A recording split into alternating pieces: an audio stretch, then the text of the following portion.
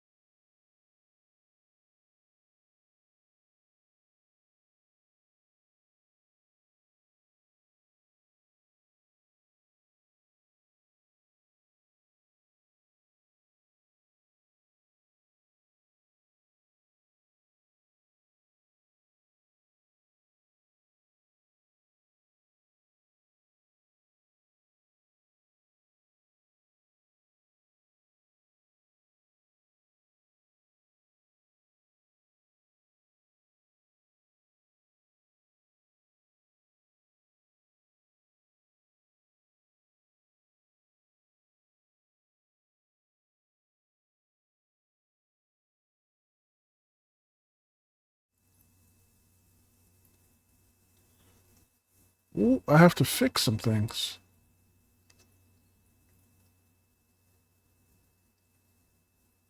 I don't think Give me showing up. Give me a second. No, I haven't set it up yet. Sorry, guys. Hey, welcome. I'm just doing some last minute swapping of some stuff, so bear with me a moment. Yeah, because I happen to be here anyway.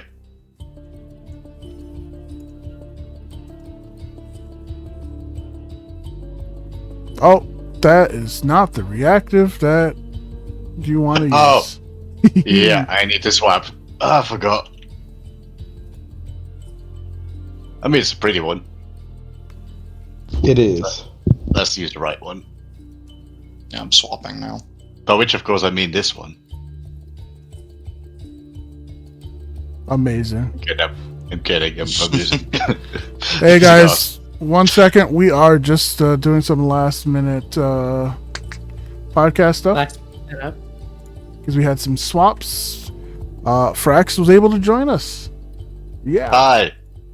Thank the gods of traffic and me not wanting to ruin my sleep schedule even more.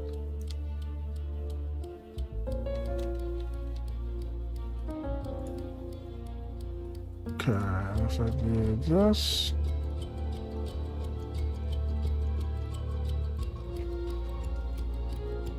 Hello, Artsy. Hello, everybody. Hi. Oh, I'm floating. Flying Soulzy.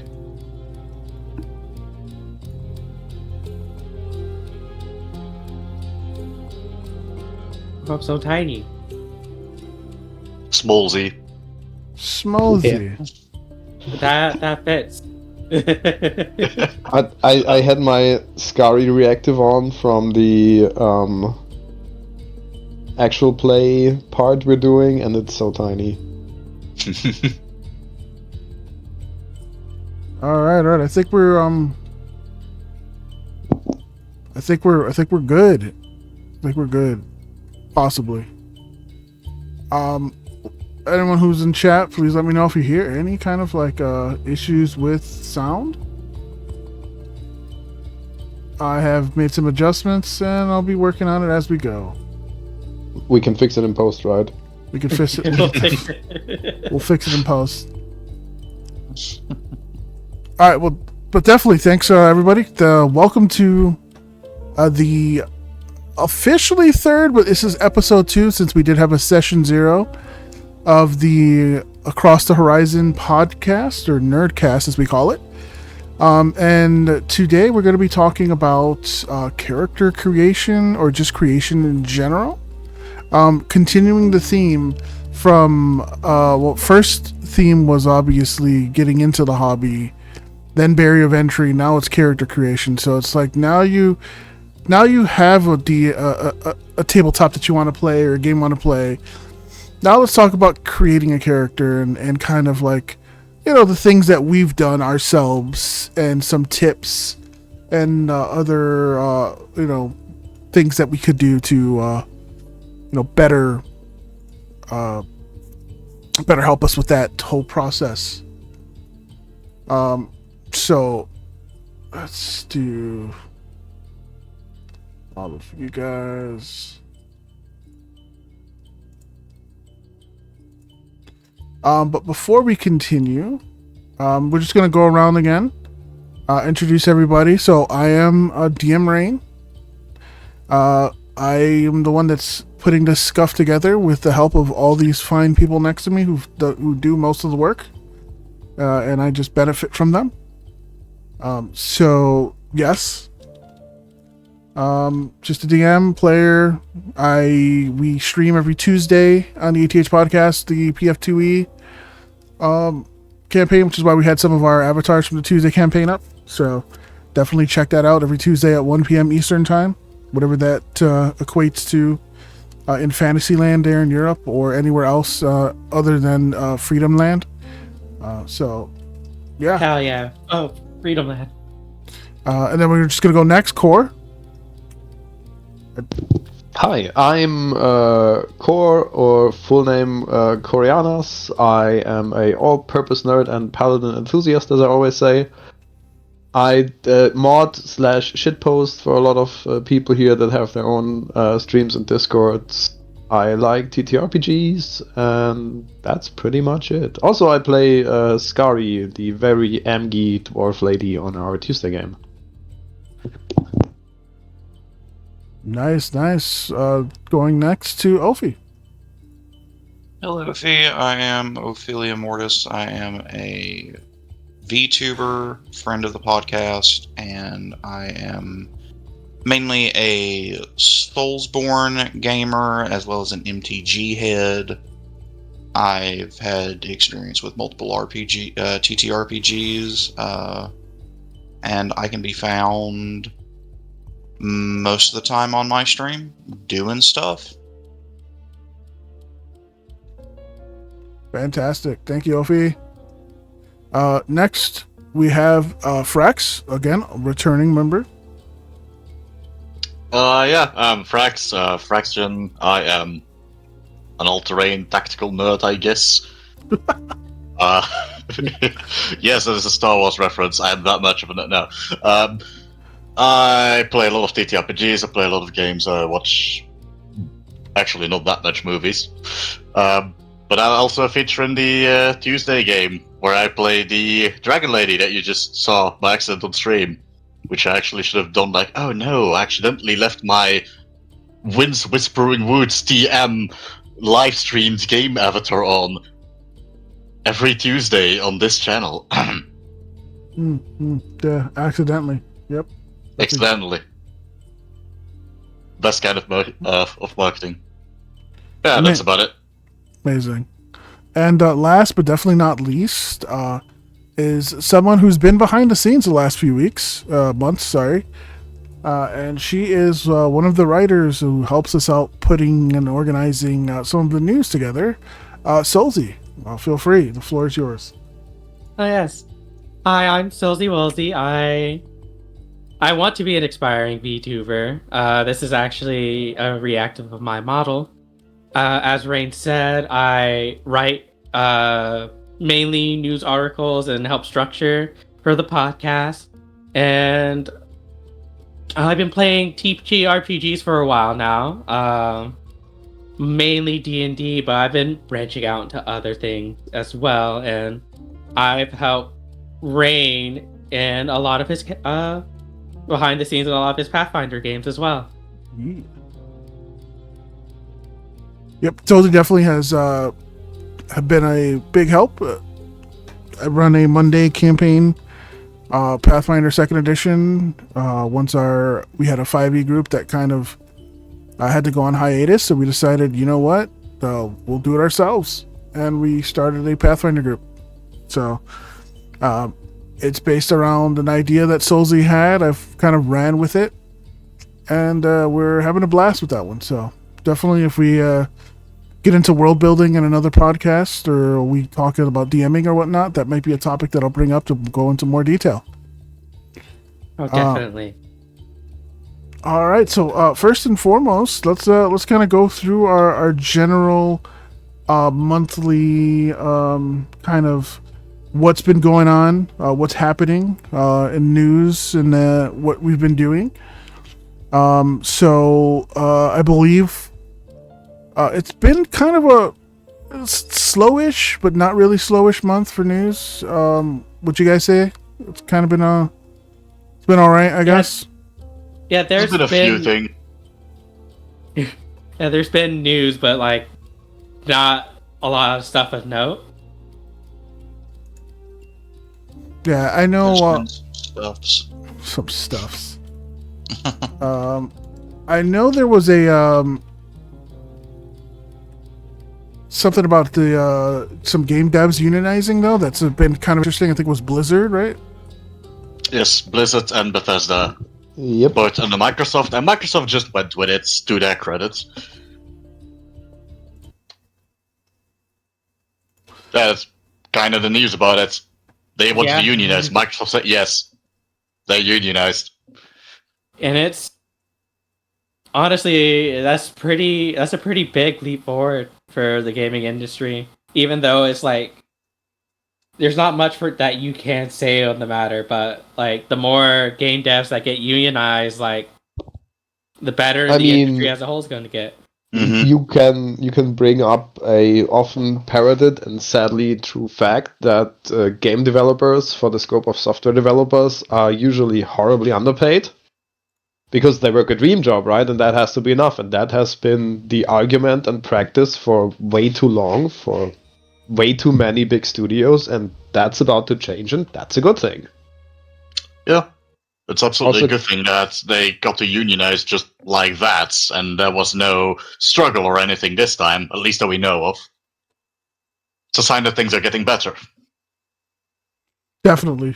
I mean, and it's especially good to see coming from Blizzard Activision, which, you know, they've been taking a lot of L's over the last few years. So Left and right, just L's left and right.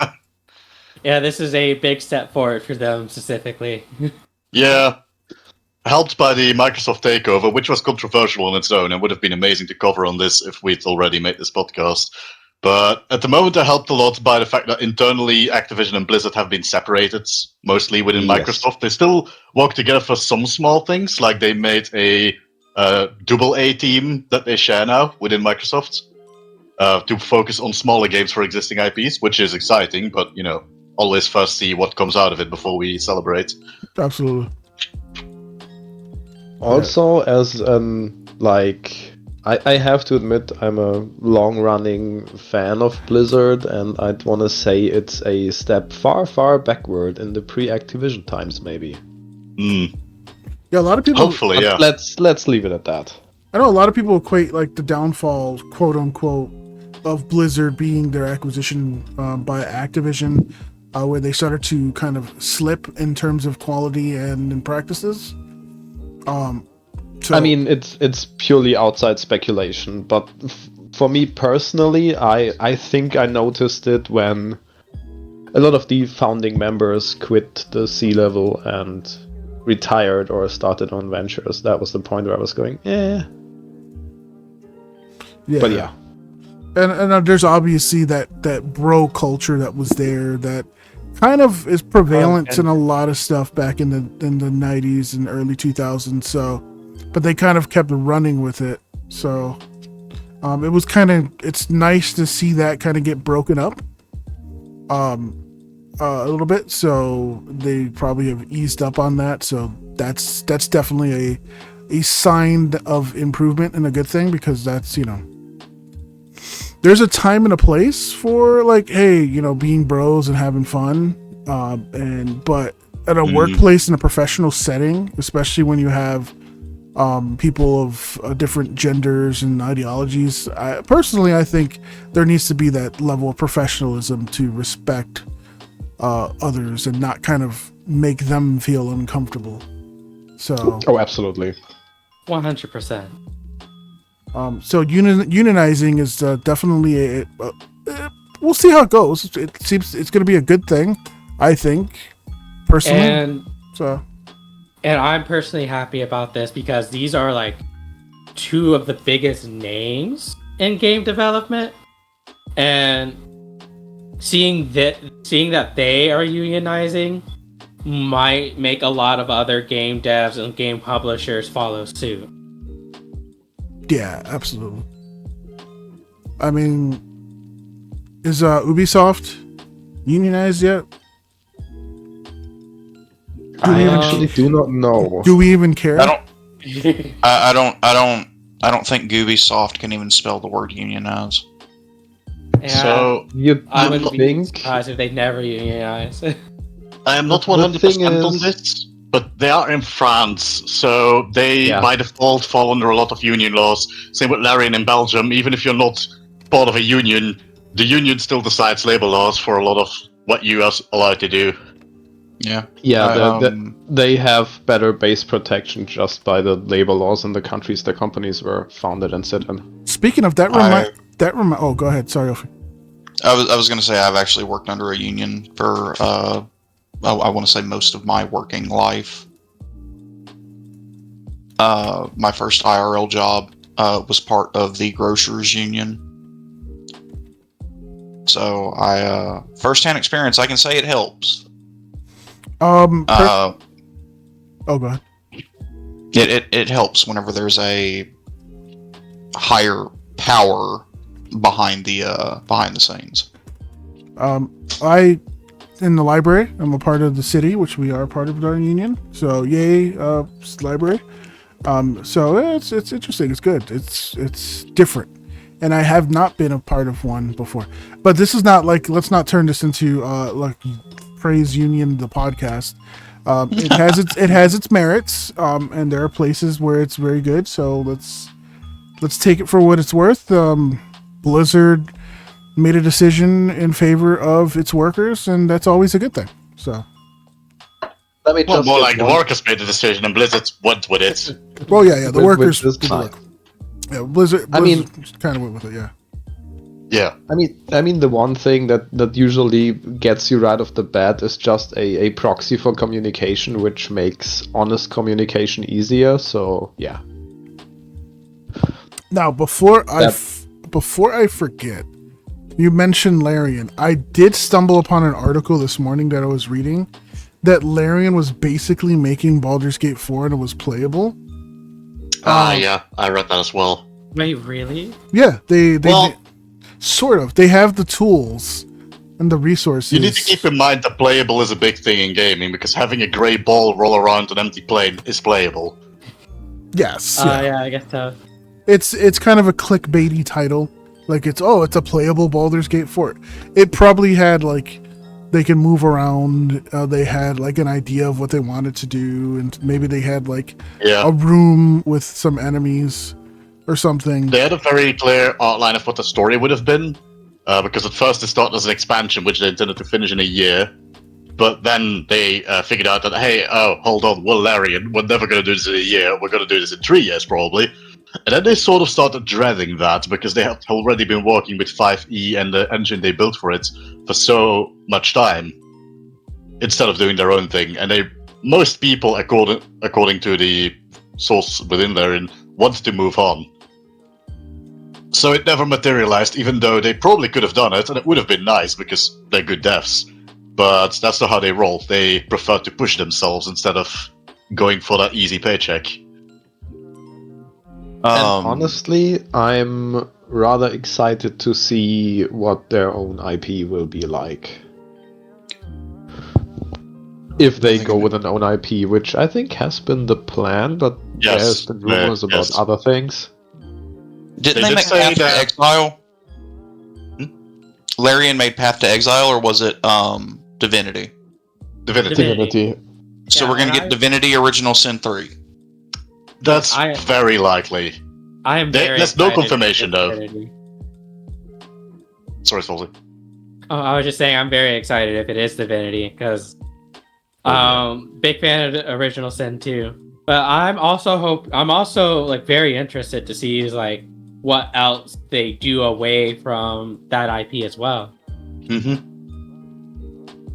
Absolutely. They say that they've dropped a lot of hints about it in Baldur's Gate 3, but if it's like the hints in Divinity Original Sin 2 about Baldur's Gate 3, it will be very hard to notice them until they actually announce anything. Yeah, and the cool thing about Larian 2 is that they made a huge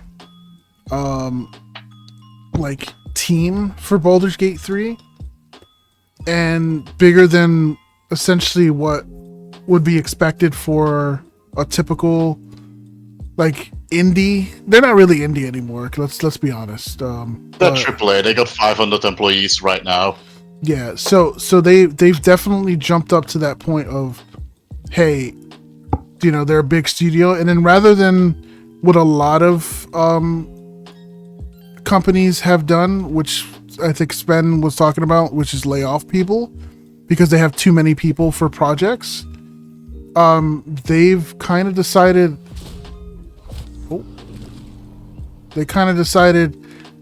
Hey, let's actually make 2 games at once. I think is what they're doing, right? Am I correct on that? Yeah, they're making 2 new games. So usually they work in sequence, but because they kept so many people on board, they have enough to actually split into 2 teams instead of laying off the people that would be extra if they wanted to keep the way they've been doing things, which is a based move, honestly. It's a good way to use that massive profit they got from Baldur's Gate. Definitely. I would love to see what they decide to do, and I know they've teased doing things other than fantasy. I think he mentioned sci-fi, which would be really cool. Yes, the owner and creative director was very excited about doing something with sci-fi. He's also said before that if it wasn't for D&D, Fallout would have been an option to develop for. Ooh, I honestly love to see what they do with the Fallout franchise. That would be amazing. I don't think we'll ever see it now because they've done that D&D and now they want to go back to their own IPs. But if they ever want to do it, a Fallout by Larian would have the potential to knock New Vegas out of the water. And that is a big thing to say. I know that there is a huge kind of like for Fallout, like a huge urge for a lot of people wanting to go back to its original roots, because originally Fallout 1, 2, and 1 and 2, and we could say Fallout Tactics was more of the isometric CRPG style of game. And then of course Bethesda took it over and they turned it into a FPS. So we've had that switch, and some people might really want to go back to like an old school kind of Fallout game. I know for a fact one of the games that kind of clicked, like hit that niche for me, was Wasteland 3. Have any of you guys heard of that game? I've heard of it, but I've never played it. I did play it a bit. I haven't played it either. I adore this game. Simply because, well, it gives me that, other than this, this car commercial that's playing, but it gives me that that Fallout vibe. It kind of hits that old school Fallout with with the wasteland and all sorts of crazy stuff going on. So it is definitely a game that I love, because I love turn-based games. Something about having a game where I can strategize and take my time and plan out a build and just play it out is really cool. And I'm glad, for example, that Baldur's Gate 3 went to turn-based rather than like the real-time with pause. As much as people have fond memories of Baldur's Gate 1 and 2 being real-time with pause, that was more due to the limitations of the actual system and the computer and everything back at the time, rather than like a necessity. I think that in the future, I would like to see people do what Owlcat does, which gives you the option to do both. You can. I think the choice to do both is always ideal. Yeah, it's really nice to see that it's like, we can do turn-based, or you can do the real-time with pause, and it's just a click of a button. So I know that was pretty cool, because it's like, this is a really like a fight with a bunch of ads that I'm not going to even struggle with. I'll turn on the real-time and auto attack through this. This is a tough fight. I'll pause it and strategize. So yeah, definitely. Yeah, I think part of the reason though is that Larian doesn't really make fights you just roll through, especially in the later parts of the game. A lot of the fights want you to strategize, because even some small mooks can have devastating attacks if you don't watch out. Absolutely. Anything else anyone wants to add about game devs unionizing, Baldur's Gate, Larian moving into something? I know I kind of threw that on everyone, but it's just like that kind of came to mind. This is sort of, since we're right now looking at Wasteland 3 footage, and we got on the topic of Fallout in general. From my knowledge, a massive mod has also been released for Fallout 4. That's Fallout London, and it's a complete built from the ground up sort of experience. That's just using the Fallout 4 engine, but it's its own big experience. It has its own voice acting and its own plot line and stories and stuff like that. Oh yeah, its own game. Yeah, it's its own complete game, and it's out and it's completely free, and it looks really good. It's incredibly impressive, especially for a modder team, because Bethesda games are known to have these giant ambitious mods, like porting Oblivion into Skyrim, porting Morrowind into Skyrim. There's always been a thing for their games, but they take years to develop. This one did as well, and they don't seem to ever get close to release dates. So I'm happy that this one did, because this is probably one that I was looking the most forward to. I know if we had Morgan here, we'd be able to have her kind of reenact some of the Fallout London voices. Yeah, 100%. But I was looking at footage and how you get your German Shepherd companion in a lot of the Fallout games. Here is a stubby little English bulldog, and I love it. Love it. Is it true that Neil is doing a voice in one of the characters on Fallout London? Our boy Asterion? I don't know about that. I do know that they managed to get one of the doctors, from Doctor Who, to do the opening narration, of the War Never Changes feel. Yep, that's actually what's playing right now.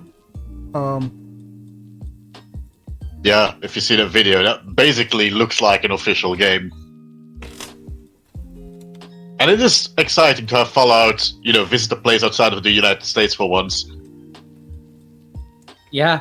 What Bethesda, is, hint, wink, wink. Let's see. Neil Newburn is in the game. And Colin Baker, who I believe was the 7th Doctor? Ooh, it's been a while.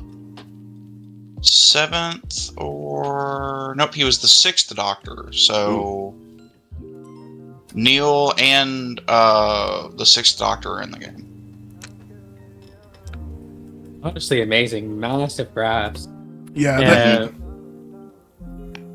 And one of the things I really thought was cool from like a world building perspective, because this part of the world hasn't been touched by Bethesda at all, is that in London, like the whole in this universe, the whole European Union was already taking a nosedive, and so their currency was basically worthless. And even before the bombs dropped, they were using train tickets as currency. And that's your main form of currency in Fallout London instead of bottle cap. Oh, nice. Yeah, I thought that was super cool. That's really cool, actually. So yeah, definitely. Yeah, when I heard that, I knew the doctor, the 7th Doctor was in there, and then I saw that Neil was in this as well. I was like, okay, this is somewhat serious. This is not like the hundreds of mods, and everyone here will know I jump into mods all the time. It's my favorite pastime. It's the mod games.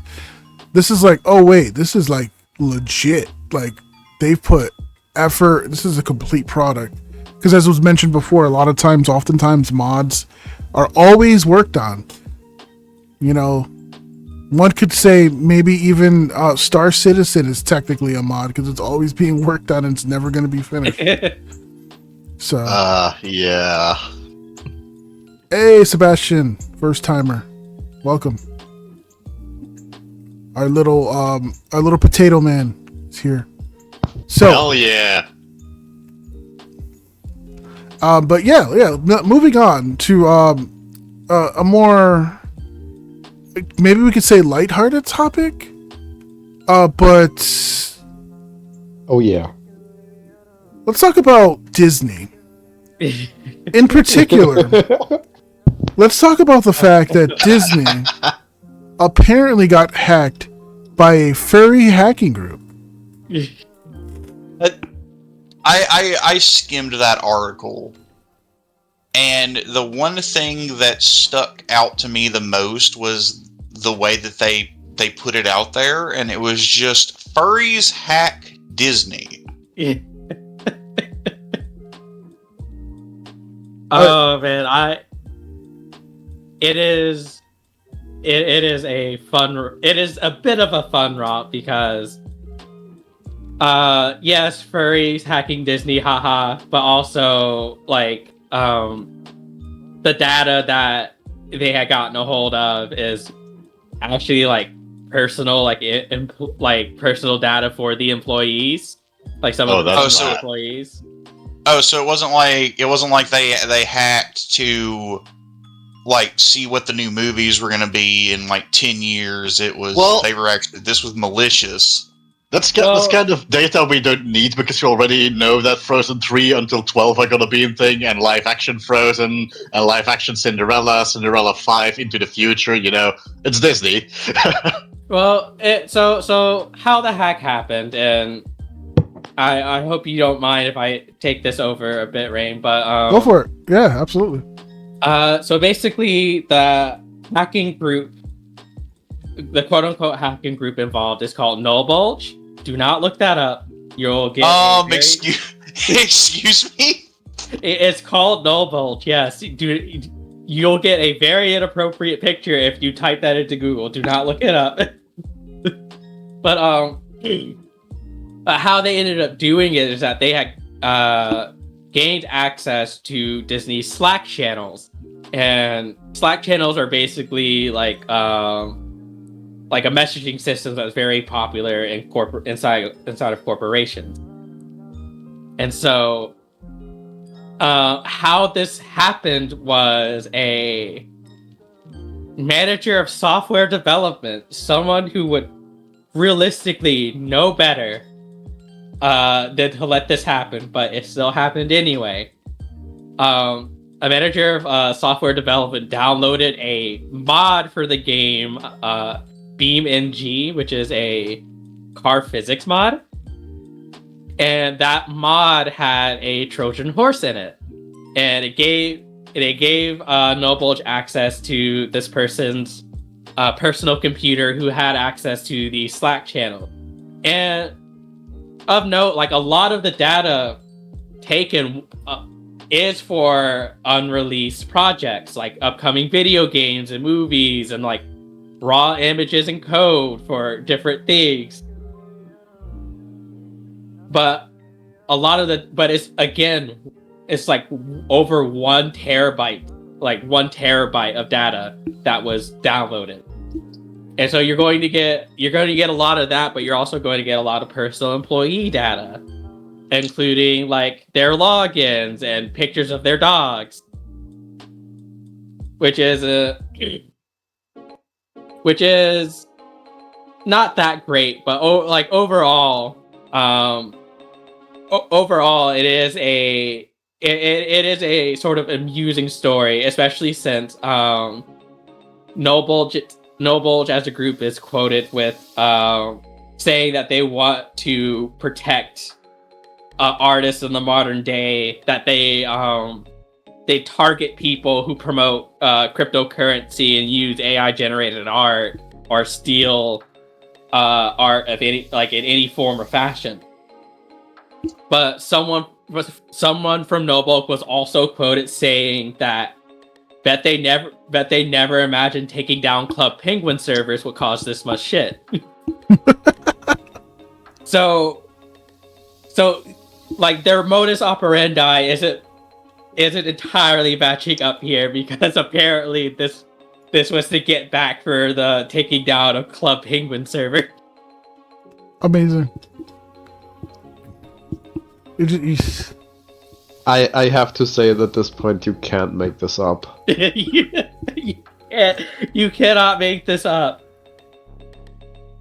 I will say that from like reading the article, this is based off of like some cyber sleuths and other people have like been digging into this, because like how could you not when something like this happens?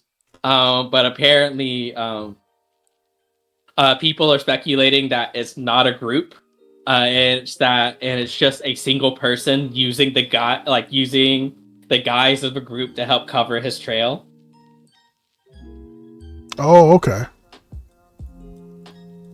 And no words have like officially been like released about who these people or person is and stuff, because all Disney really had to say on the matter is that they're still investigating.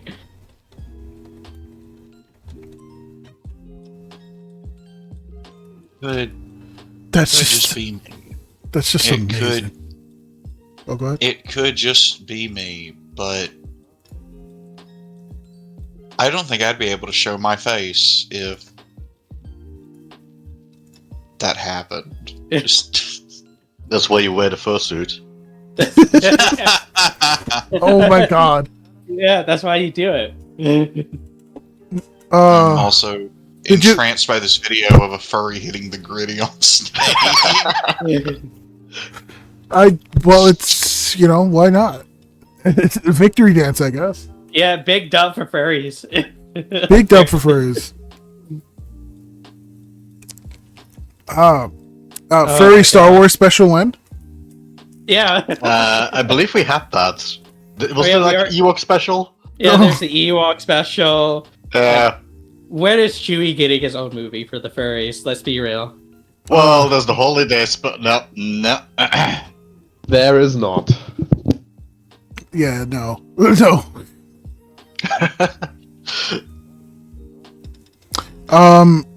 Alright, now into since this being entranced by this thing dancing, amazing.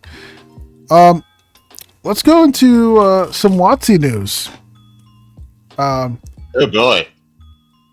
Who And there is would WotC have news. who would have guessed WotC with a boo boo?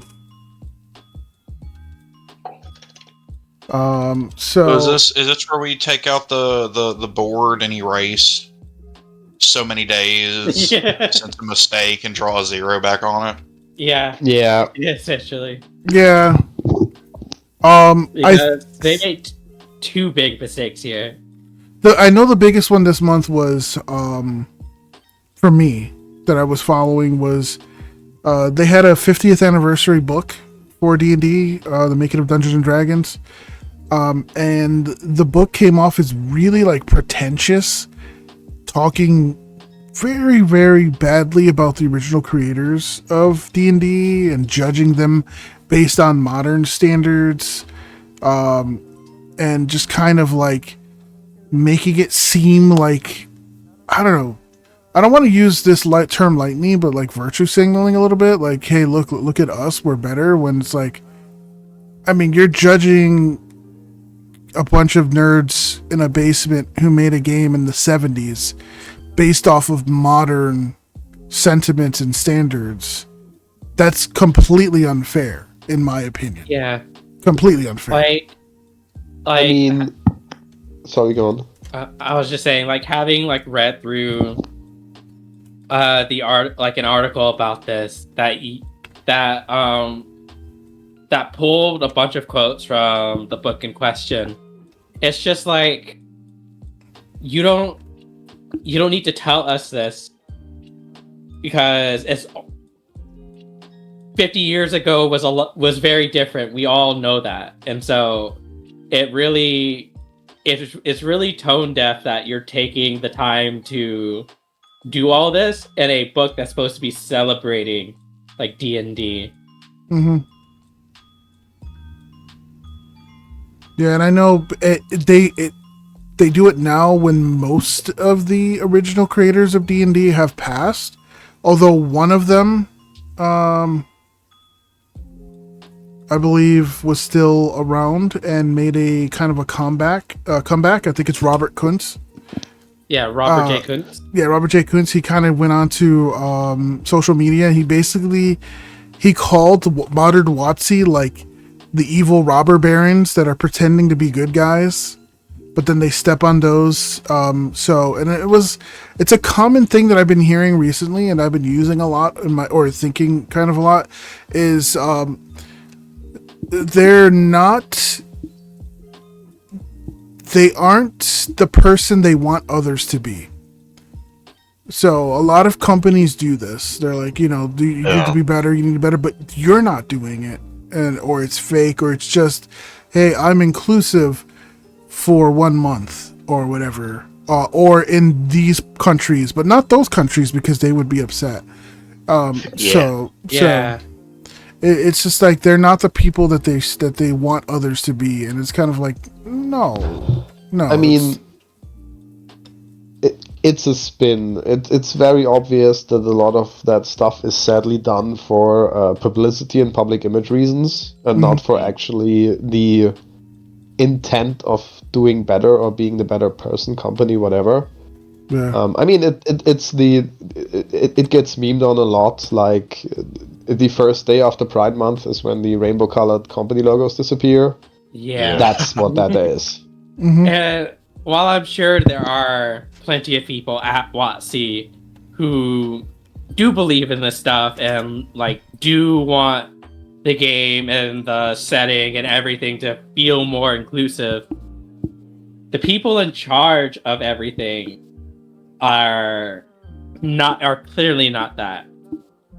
I think the people in charge generally don't care. They see spreadsheets. The spreadsheets say what makes them the most money. They'll go with that. If there happens to be virtue signaling, they'll do that. If it happens to be anything else, they'll do that instead.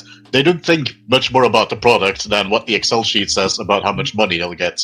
Yeah, this is Which true. is a shame, because a lot of the developers actually put a lot of passion into it.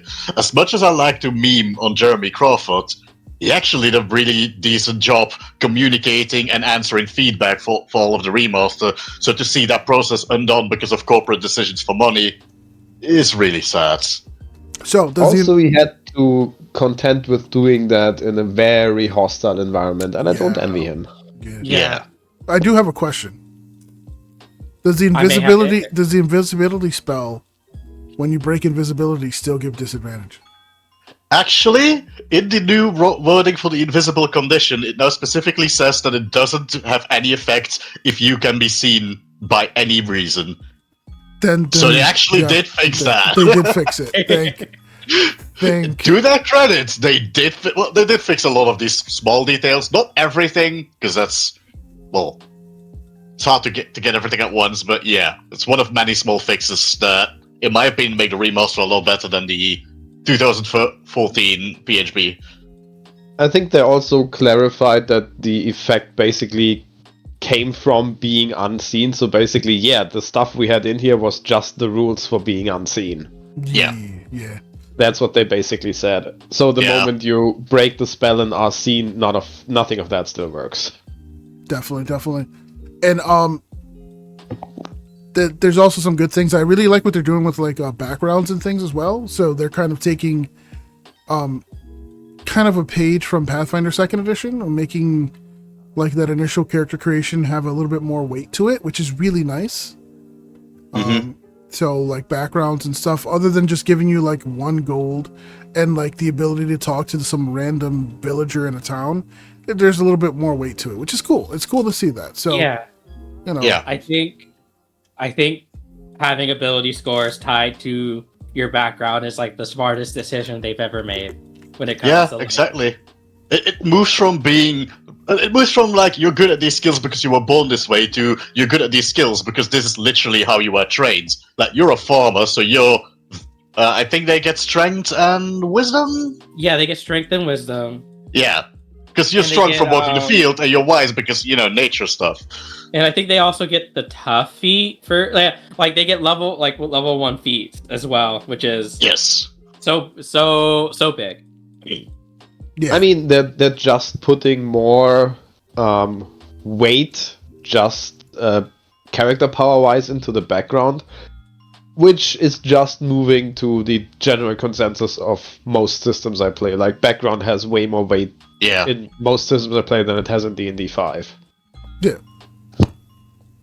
Also, one thing I want to say on the reworks in general, what they're doing, which is really great. D&D for me was super accessible, which it still is, but it also put a lot of weight on the DM. Because a lot of stuff was like, yeah, this is how it is, figure the rest out. Biggest gripe, crafting tools. Everybody playing 5e knows there's like no rules, and they recently put out the update for crafting, and they might actually get their stuff straight, and that's actually something I'm really excited about. Yeah, that's fantastic. It's really good to see because it looks like this is what happens, I think, when people stop being as like competitive and like trying to like, oh, my system's better than the other, because that's obvious. It's obvious that there's an influence of what's being done from other systems, including Pathfinder. But Absolutely, yeah. But that's a good thing because it's like they're learning and they're trying things and they're making their own spin on it. I think Khor, you mentioned is like there's never an original idea because something has already been done. And if you can kind of put something together that works and still matches what you're trying to do, then go for it. Like everyone who has played an MMO knows that no idea is original. They steal stuff from each other all the time, and usually for the better. Because they, like, for example, you take the crafting system from one game, you polish it up, and you improve upon it to work for your game, and then maybe the other game looks back at you and is like, some of those ideas are actually really good, so just takes them right back. Yeah, and for a rare occasion, the actual winners are the players. Yeah. Yeah, this is why World of Warcraft became as big as it did, because it took some of the positive things from like EverQuest and other games and kind of, we're going to do that, but we're going to do it our way. We like that idea, but we're going to put it in our game. And I've seen that in video games too. Recently, several months ago, I played enshrouded with Khor for a little bit, which is a fantastic early access survival game. And their cooking system obviously was inspired by Valheim, which is another great game. So it was really cool to see, like, hey, they took that system that was really cool and put it into this game. And it's like, it's nice to see that there's this quote unquote cross pollination, I guess you could say, or just like, Yeah, no, that's a good term, I think. yeah. So I loved seeing that. It was like, oh, I loved it. I remember this mechanic from Valheim. This is cool in a different game. So, I mean, especially in that genre, there's so much stuff you can try and do. I've been going around looking at new survival games, and I've usually been describing them to Rain. That's like a mix of this and that game, and it usually works out pretty well. But it's actually something original. yeah, definitely. It's been really cool to hear like all the new stuff that's coming out. Even though, yes, in case anyone's in the community, I've been binging Minecraft and modded Minecraft, so that's been my kick for the last several weeks. But you know, we'll just leave it at that. I think the best example of this I personally know is from MMOs, was when Guild Wars 2 is an MMO made by ex-World of Warcraft devs for a large part. So at certain points they added their own mount system. And they knew what mounts did in World of Warcraft, obviously, so they put a unique spin on it and gave them unique abilities. And like every mount only has one version, but it has its own niche in the way they behave or jump or fly. Now, World of Warcraft looked back at Guild Wars 2, especially at their Griffin and their Dragon mounts, and was like, wow, actually, we're going to take that right back. And they made the Dragon flying mechanic, which is now being expanded to literally every flying mount in the game. Nice. That's a game I want to get back into. Guild Wars 2 was definitely one of my early like binge MMOs back in the day. So it has had some very good stories lately. Like the season 4 was absolutely amazing. The End of Dragons expansion had some really touching moments and some amazing NPCs. So yeah, big recommends. Also, no subscription cost. Well, that's a big thing. It's very accessible. That goes back to our previous barrier of entry thing. It's like some games, no subscription cost. That's definitely less barrier of entry. But moving off of that, so definitely, yeah, we had some boo boos from WotC. Some like could have been better, but it's fine because it's nice to see people calling it out, because now it's like people are like, oh, okay, we can't just phone it in. We actually have to put some effort. And I think that's going to, in the long run, be for the better, in my opinion. So absolutely. Yeah. What I personally like seeing done the most is when like there's all the products that were made according to different values that are not okay anymore, that they are released nowadays just with a big disclaimer on the first or second page saying this is a product of its time. Yes, absolutely. That's it. Yeah, because we shouldn't try to correct it or put it down or remove it, because then we don't learn anything. Exactly. I think that's a very important thing.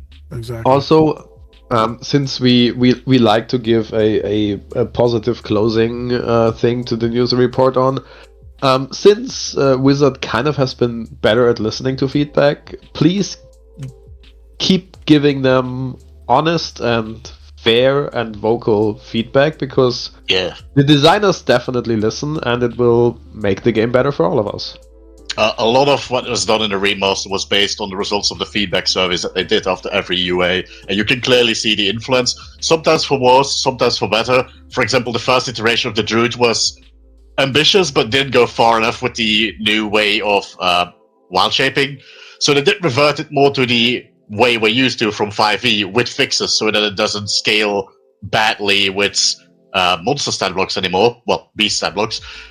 So it works, but it's not as ambitious as it could have been. That is kind of the trade-off based on the feedback. They did say, like, in a future iteration, in a future book, they might bring back their original new idea as an optional mechanic, like they did with how Tasha's Cauldron of Everything had a lot of replacement features for a lot of classes.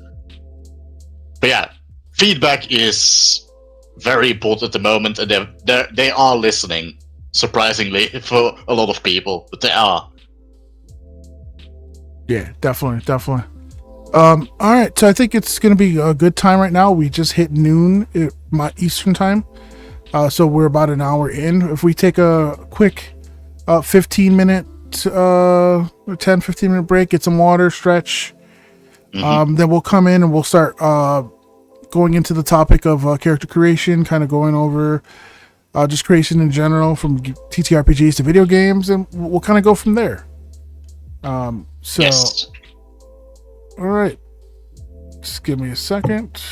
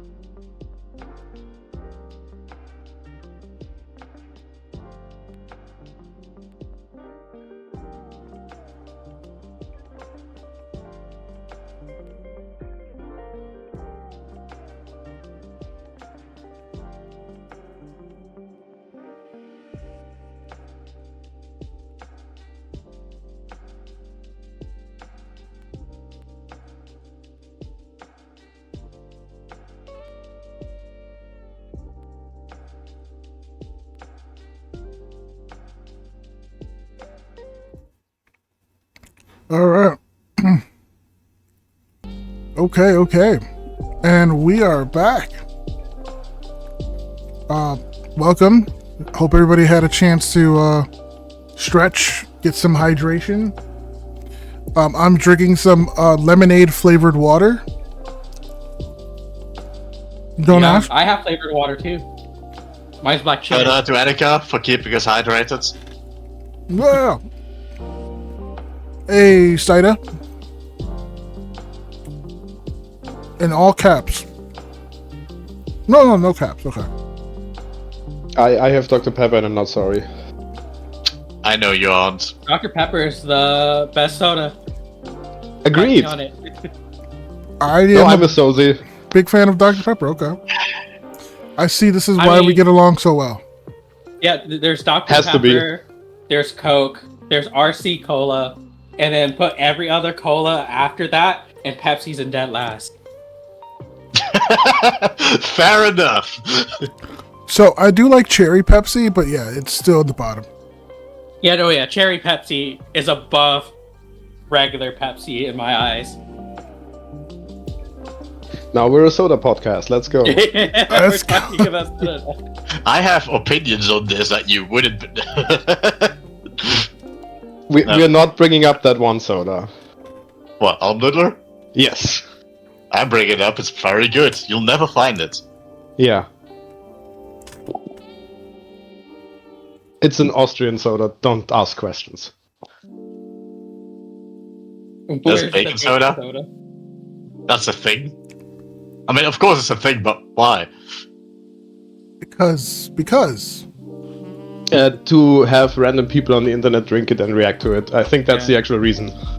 Where's my Wait, bacon fair flavored enough. Baja Blast? It's at Taco Oh Bell. yeah, no. Oh yeah, baking soda is actually great too because it makes cake. Yeah. We do love baking soda. Fun fact, baking soda is bacteria. We can Well, see. not We bacteria, can it's see the microorganisms. Discord. You can see the Discord stream. Yeah, I can see this goes. Did I turn it off? You're leaking no, our DMs already. You're leaking the DMs. With the campaign invite for my D&D Beyond, I'm gonna delete that invite link. No, oops. Sorry. We didn't even need furry hackers for this. And I just said during the break, please don't dox me. Please don't dox him. We'll cut it out in We'll post. cut it out in post. We actually Yep. will. If we upload this, we will cut that out. Can't you just You sit? can leave it in. I created a new one. Please don't leak this one. I can't promise. Try your best. Ray is secretly a furry. Confirmed. Damn it. How'd they find out? Says the cat. How did they He find cat's out out? of the bag, literally. The very expensive cat fursuit. Okay. Let's see if this doxes anyone. Boom. Oh my god. What are you doing?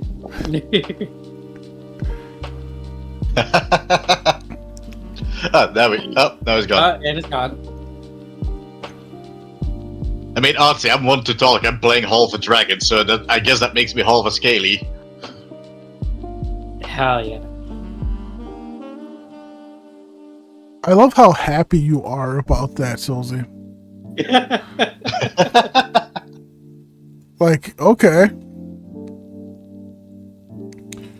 I believe. Oh, Listen, I feel like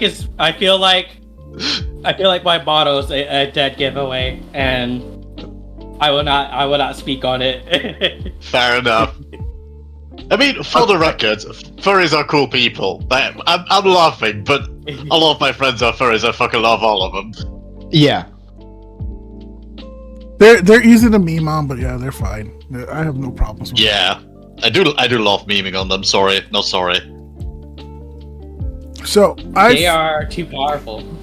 I figure to start off, let's run through some character creators for the two more prominent settings that we play, which will be 5e and then Pathfinder immediately after.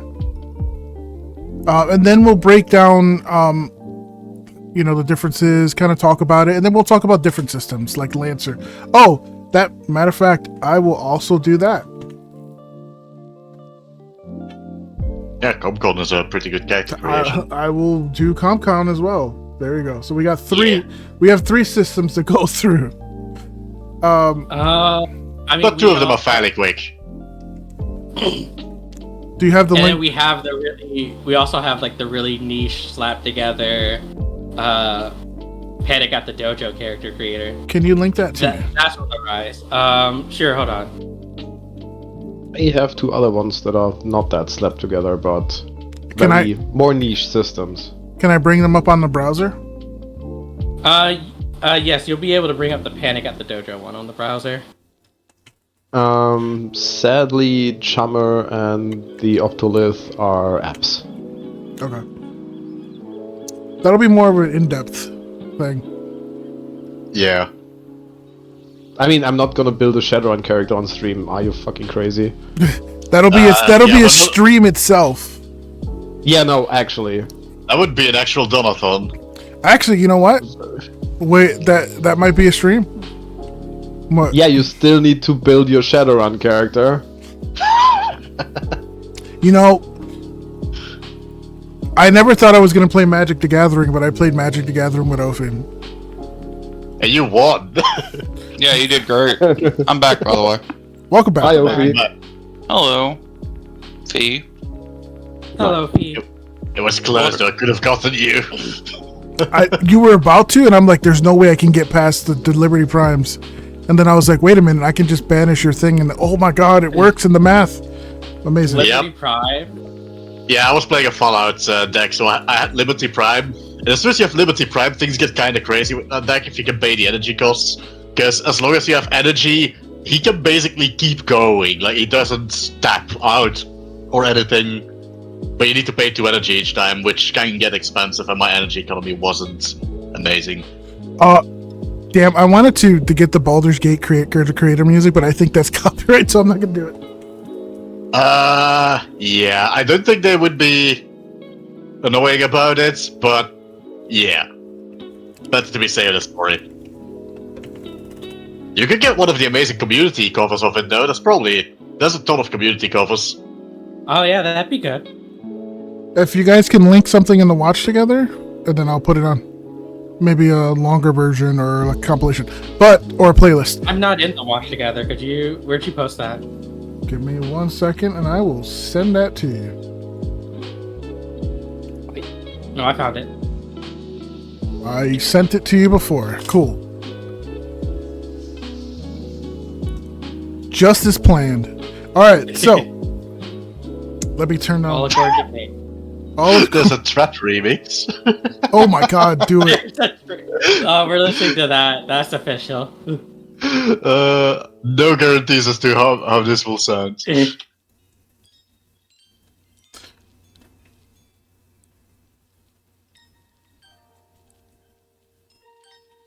I have no idea how much they're gonna work, so I'll put it in the Discord.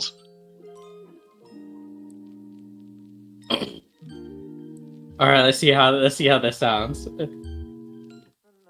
Did you put it in? I'm about to play it now. Do you have the ability to play? Make changes? Oh, I have to suggest it. You're gonna have to play it. Oh, there it is. Okay, I got it.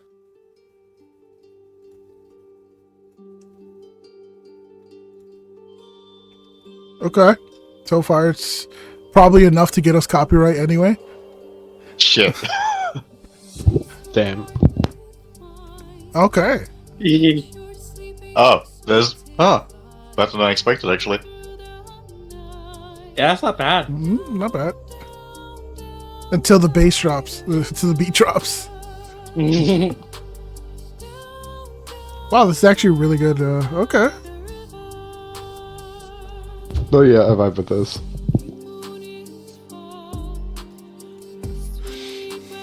Okay. I need to save this. I need to save this right now. So Sometimes when you copper, you find gold instead. if you guys send Soulzy music and she can handle the playlist.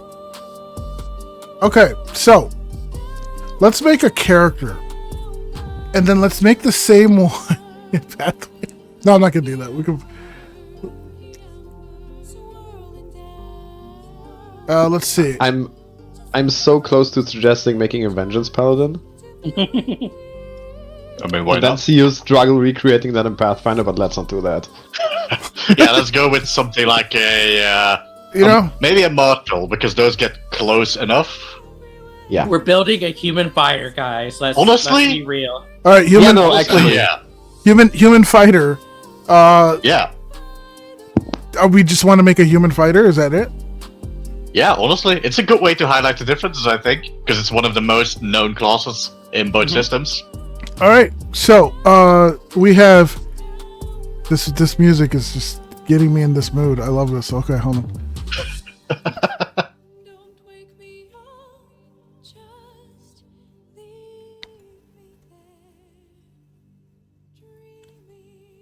Wait, Down the River VTuber Symphony? Oh god. oh no. Hold on. We're going down this rabbit hole, chat. You will experience this with us. I mean, this can't be copyright, right? It's probably going to be pretty good because it's most VTubers who try. No, I'm not going to say that. There's some really bad singers. Yeah, there are a lot of good VTuber singers.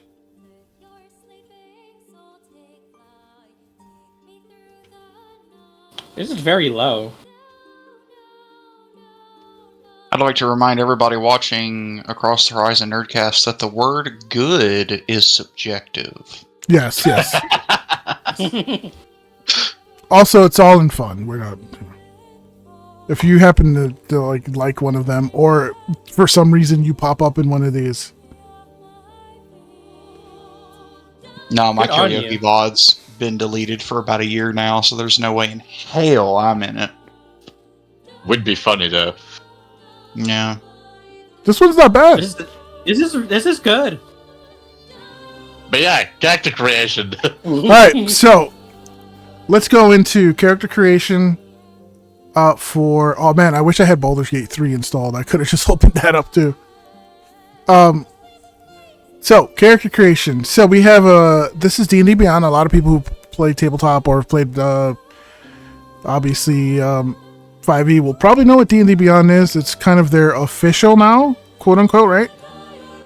Yeah, they bought it. Yeah. So it is their official character creator and whatnot. So when you obviously go into it, you have all these optional partnered content. Are we just going to keep all of this off and just keep what's the basics? Yeah, Let's do please. basics for now. Okay. We don't want to do optional. I will do manual for HB because we want to roll that because it's funny. I would actually argue putting on optional class features, because that's basically Tasha's. Oh, yeah, those aren't really optional. Yeah. I mean, they get baked into the base game with the remaster anyway, so they're not really optional. All right. I think we got everything here. All right. So you pick the content and then you go next. So one of the things that usually is the first is race, which there seems to be quite a bit of races for 5e. As you could tell, there's a lot of legacy stuff. Does someone want to explain how legacy compares to normal? Like, is it compatible? Can you still use it? It is fully compatible and you can still use it. It just means mostly, for example, Volo's Guides to Monsters was replaced by Mordenkainen's manual, or what is it? Of the Monsters Multiverse? of the Multiverse. Mordenkainen's Yeah. Guide to the Most of the Multiverse, yeah. So a lot of them were remade at some point, and then the old version was marked as Legacy. You can't buy it anymore, I think. But you can cannot. still use it if you have it, because it's still the same system. Cool. Hey, that's cool. So we are going to make human. Then we have a bunch of different humans, which is nice. We're just going to do with the basic human from the player's handbook. I mean, variant human was, for the longest time, the best option in the game because it gave you a free feat. Also, with point buy, the single stat boost in every stat was super powerful. Yeah. Yep, also true. Because you could just aim for odd values and just fill those up to functional even values. Well, we're going to do basic human and we're going to roll stats because... Yeah. Yeah, that's fair. Most people will roll stats anyway. Yeah. So how do you want to roll stats? Do you want to do old school 3d6, or do you want to do new school 46, drop the lowest? I think for beyond 46 drop is the standard. Yeah. Let's do a chain Dungeons and Dragons. Dungeons chain dragon. All right, language. Short dungeon. Normally languages are just flavor. This I will bring up in Pathfinder when it comes to languages, though. But for 5e, languages are normally flavor, right? Yeah. Well, puzzles where only a few characters could actually read the instructions because the dungeon was Elvish, for example. Yeah, but that's still flavor. That's still the No. Spells like Tasha's Hideous Laughter depend on the creature understanding a language you speak. Same with command. Yeah. Oh, there you go. Okay. It's the same with Pathfinder spells that require verbal communication. So then... but then very few spells in D&D 5e have that stipulation, though. But it's... Command does as well. I think a lot of the enchantment spells, actually, because you need to talk to people. Okay, so then there is a mechanical difference. This is why we have all of us here, so we can actually kind of go through this as a group. Yes. Because I know, then since we're going to bring that up in Pathfinder, there are some basic abilities that you can do, like demoralizing, or several abilities that are not just spells that require sharing a language. And if you don't, there is a negative modifier. Or you could get feats where you can like stare at someone, and even if you don't know their language, still scare them. So there's a lot of interesting interactions with languages. So it's good to hear that there are some interactions here in 5e. So that's cool. I didn't know that. I actually had a really important story moment with that, with my sorcerer, Kalen, whose portrait I'm using. Because at a certain point at the finale of a quest arc, we were fighting this demon that had been summoned, and the cultists that had summoned it. The demon only spoke Infernal. I speak Infernal, so I managed to command it, and he actually failed to save. Ooh. Which was an amazing moment. Nice. That's cool. So there's more than flavor. Not saying flavor is bad. I'm just saying it's cool. Is amazing. But yes, but there is mechanical things into it. All right, so we have all this... Oh, go ahead. It has the same mechanics as well. If you can't talk to people, you can't convince them of anything. That's the same mechanic in 5e as in Pathfinder. Correct. Yeah. Yeah, unless you're pointing a sword at them, then they might understand what you're trying to do. Yeah, that's me being a bullshitter. Let's continue. We can quickly run down the list of what like each class does. Yeah, so you got Artificer, Magic of Invention. You're Iron Man. Yeah, your best way I describe Artificer is like mid-range, like off support. All right, so then you got Barbarian. People know Barbarian. Lots of HP, strong, beats people up. The frontline tank. Gets really mad. In 5e, I will say the 5e Barbarian compared to the Pathfinder Barbarian is a lot tankier. At least on the onset. And it's very strong. This is that power fantasy of like Conan the Barbarian, kind of just running out there, just hacking through people, which is kind of cool. Okay, I have to say it. Conan is a rogue. I know. Conan is a rogue. Let's not go into that right now. I'm Okay. sorry, but I had to say it. All right. So we got. I know a way to derail this entirely. Oh no. No. Just keep it on track.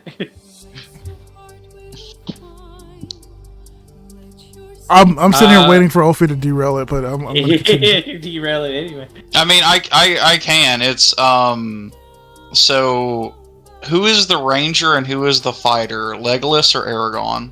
We're not getting into no. that. Oh, They're both rangers, and I stick with that point. Moving on. No, Legolas is an archer fighter. Yes, he is. Aragorn is No. the ranger. Let's get on. But yeah, We already had that discussion legit, and it took 2 hours. yeah. Bard is Bard one of the classic support classes. classic support typically can be the face of the party since you are going to be primarily charisma and having performance. You have a lot of good skills as well, and you're the only class in the game that can kill someone by insulting their mother. Yes. The second skill monkey Yes. in the game, The the other second. being rogue. So I actually have a bit of Barlord, if I can interject. Go for it. In AD&D or Basic, the only way to become a bard was to essentially multi-class into 3 other classes before you were able to take your first level in bard.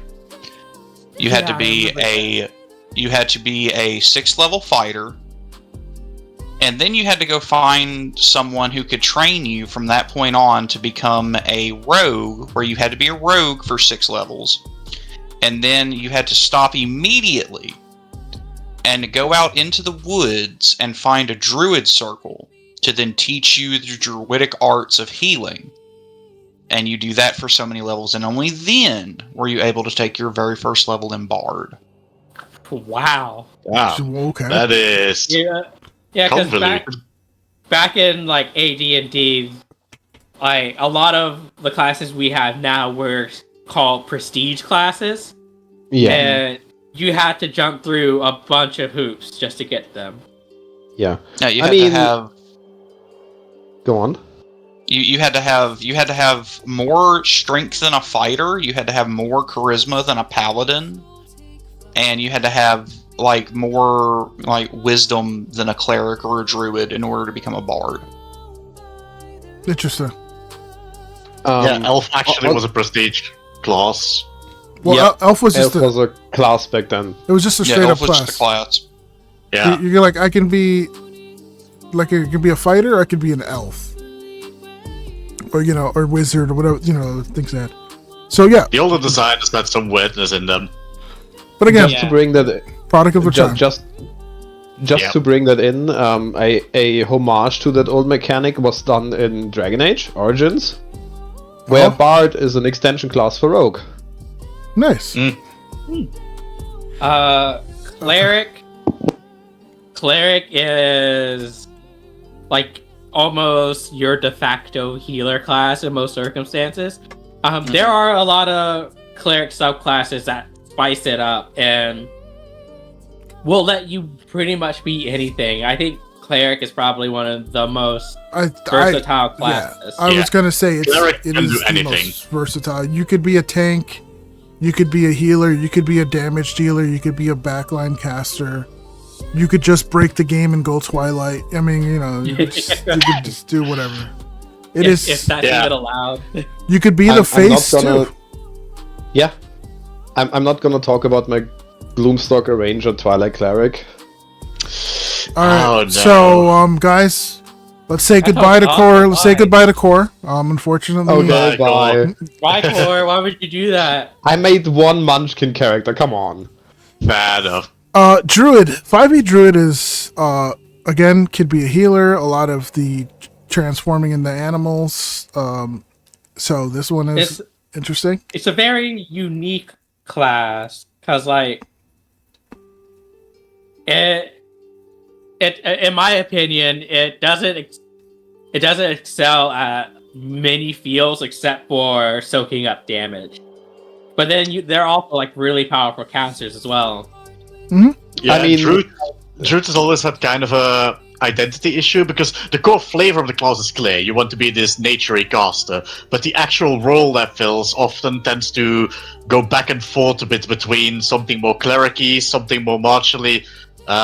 So what they've been doing with that for the more modern subclasses was actually differentiate it away from wild shape and give alternate uses for it, like summoning a wildfire spirit because wildfires are a natural thing, summoning a storm vortex because again storms are an important bit of nature. That kind of stuff. So I believe they're like finding their feet more with it now, Yeah, especially also- the Stars Druids. Yeah. I Also, love the there's Dark Spore Druid that goes a bit into the Necromancy. death is a part of life kind of thing. Yeah. Yeah, And decay. it's also really, really unique subclass. And also, there's one thing Druids are really good at: going, I have a thing for this. Yeah, they are incredibly versatile through their spells and their wild shape. Oh, Monk. Monk. I once opened. Wait, I have- the thing. I Because I once used wild shape to turn into a beaver to open a locked chest by eating it. that works too. Yes. Yeah, that's works. amazing. But I have I- opinions on Monk. Druid definitely rewards creativity in terms of stuff like that. Monk, Yeah. I'm gonna be outright and say I do not like the 5e monk at all. No. Monk is my favorite class aesthetically, but it fails in what it wants to do so hard. Like No. What- Yeah. there's the fantasy of being the de facto hand-to-hand fighter that can take on multiple people and come out and shrug off a lot of things, but it just falls so flat on its face every time. try You to do should so. look at the rework. The Yeah. rework monk actually lands, but yeah, I did look at the base rework monk. and very good. I am very happy with the rework. Just to give you a TLDR, way better key point management. They get both benefits of their key point use, dodge and dash in one use of a key point, and their damage die scales to D12. Oh, and the deflect missiles got expanded to also work with melee from the get-go, and at a later level it starts working with energy damage, so it can actually deflect spells, which is Spell attacks, badass. yeah. That is what I want to hear. Yeah, that's Yeah. Yeah, no, that's good. That's good. They might end up as one of the stronger classes in the rework, Yeah. actually. Cool. Especially if you roll with the Bastion rules, because then you can add. You can build a trading room as a monk that adds a 1d4 to your first unarmed attack every round, which is Ooh. nice. Okay. Yeah, they basically get the Hunter Capstone for free. All right. Yeah. So we're all gonna sit here and Khor, go take it away. All right. Wait, what? Oh, Paladin! Yeah, Charisma Halfcaster, best class in the game, no contest. 100% yes. No. Paladins are bound by their oath. They have a lot of different. They have a really versatile toolkit. The rework puts them a bit more into battlefield control than pure blaster, which they were before. Disgustingly so. And it's a really, really interesting class to play. Yep. And There you go. it's too bad they can't cast spells, but you know they have smite. Ranger. That's all you need. Ranger Ranger. is another. Excuse me, they have exclusive spells that you can't get anymore I'm as a bard. True, that was actually right. Ranger as basically one of my main classes when I played 5e with Win. Definitely, it hits and misses. I feel like it missed when it first came out. Then it got reworked and it hit. I think the changes in the rework kind of miss because they're kind of removing a lot of the flavor and to like, oh, you get like some bonuses, but that's just me personally. Yeah. The thing with problem rework is it works, but they weren't as ambitious with it as they were with the other classes. So the reworked Ranger is very similar to the Tasha Ranger, which is good. It's a solid class.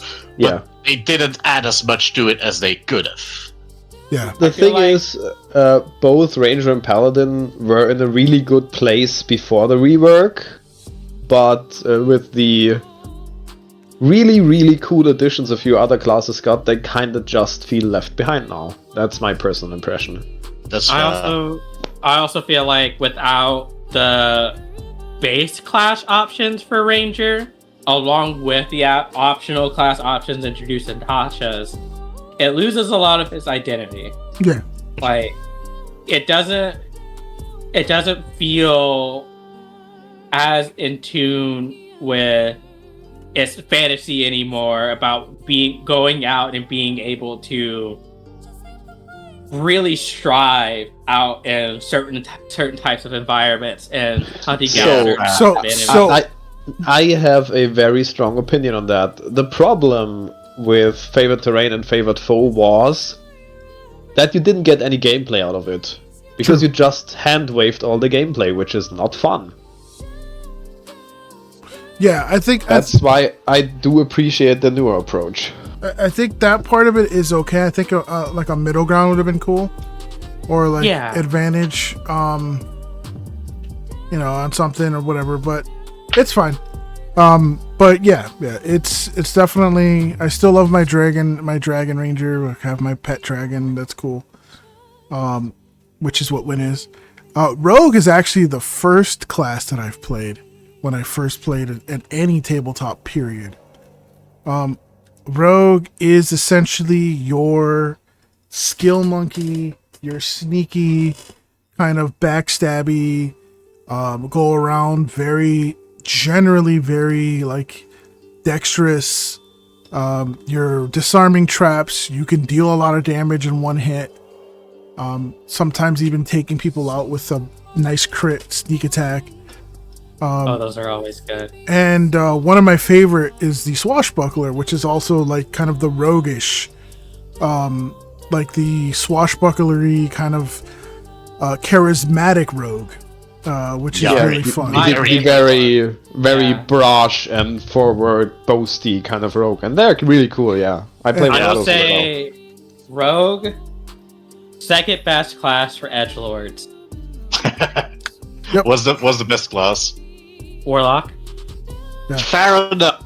Rogue is a great class for edgelords and drama kids too. Yes. So no, the real drama kid takes a wizard or a sorcerer. Trust me on this. Or bard. Or bard. Like yeah, but you can do the swashbuckler and definitely ham it up. Yeah. Oh yeah. Absolutely. I also love their bard. I also love the mastermind where it's like you do stuff for me. It's like you just sit back and that one's kind of fun too. The mastermind is a scary thing to make a villain out of. Yes. Alright, sorcerer. That is a spellcaster, charismatic spellcaster. That's my baby. They get their magic just inherently. They're just born with it, or they just manifest it. I like to call sorcerers nepotism babies. I would have gone with Trust Fund Mage, but imagine having to study to do magic. That's a skill issue. Both are accurate. Like just jealous of my small load of 1 million magic genes. Yeah, like listen, you can also just get your magic through righteous indignation as a paladin. Imagine having to serve someone to get magic. Skill issue. That meme, the meme voice that Frax is putting on right now is like it is the embodiment of sorcerer as a class. Does it show that I've been playing a sorcerer? Like it's one of my favorite characters for years. Yes, it has. Yeah. So they generally don't have as many like spell slots as some of the other classes, but then they can. They do. They do. Oh, yeah, they have a lot of spell slots. They have less spells than spells amount. No, yes, that's what it is. But yeah, they have meta magic. Meta magic is so cool. Mm-hmm. So they can change the way they cast the spell. Every wizard casts the same fireball, but a sorcerer can choose to exclude their allies or to give enemies more difficulty with avoiding it, or to make sure to reroll the damage if you feel like it. All right. So now we have warlock. Multi Oh, hey, look, class dip the class. Yeah, Warlock only has one level, strangely. Go ahead. Warlock is unique, and the magic caster space because it doesn't get traditional spell slots. You only get a set amount, like usually 2 or 3 per level, and they're all of your spells will always cast at the highest tier that you know. But what really makes warlocks are their packs and their invocation. Mm-hmm. I feel like warlocks is the most customizable class. Yeah, they are build a bear the class or build a class. Also, yeah, we kind of have to mention that they have the likely best cantrip in the game. Eldritch Blast. Yeah. Yeah. Yeah, Eldritch Blast is ridiculous. And then sorry, go ahead. Yeah, sorry. Yeah, they have a really strong class-specific cantrip that allows them to at least deal damage without having to resort to their very limited spell slots, and that's what makes them work. Yep. Speaking of that, Wizard, Fireball the class, Fireball and only Fireball. Praise Joe Cat. So, yeah, Wizard, squishy. Unlike the Sorcerer, they actually work hard to learn their magic. They study. Nerds! And they are the de facto spellcasters for a reason. Yes. No, they aren't. The remaster buffed Sorcerer to the high heavens. Oh, Yeah, you're right. sure. God damn it. But I do love their spellbook mechanic. Yes. Yeah, I actually do a lot as well. Like, aside from the memes, they're very nice because they're very versatile. They may not prepare all their spells in one go, but they can actually learn their entire spell list and then swap it out on a long rest. So they're incredibly versatile. Also, they have my favorite, and possibly, in my opinion, the best subclass, Bladesinger. Bladesinger, yeah. I was going to give a shout out to Scribe's Wizard. Yes, thank you. Which lets you modify your spells, which is super cool. Imagine needing to study to do that. I love Bladesinger because, hey, I can multi-attack and fight like a martial, have more AC than most of the martials.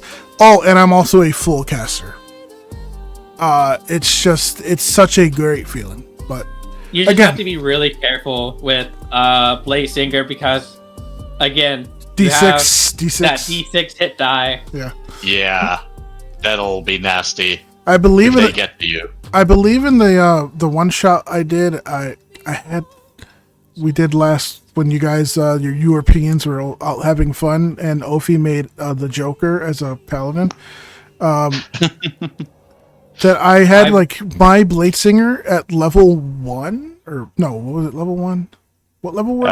Can't be because level 6. Level 6. Yeah, we were level 6. Yeah, level 6. I had 25 AC if I had everything on, so it's ridiculous. So before we move on to the building proper, I just want to say the wording of Bladesinger makes it to where your blade song still works while you're using a ranged weapon.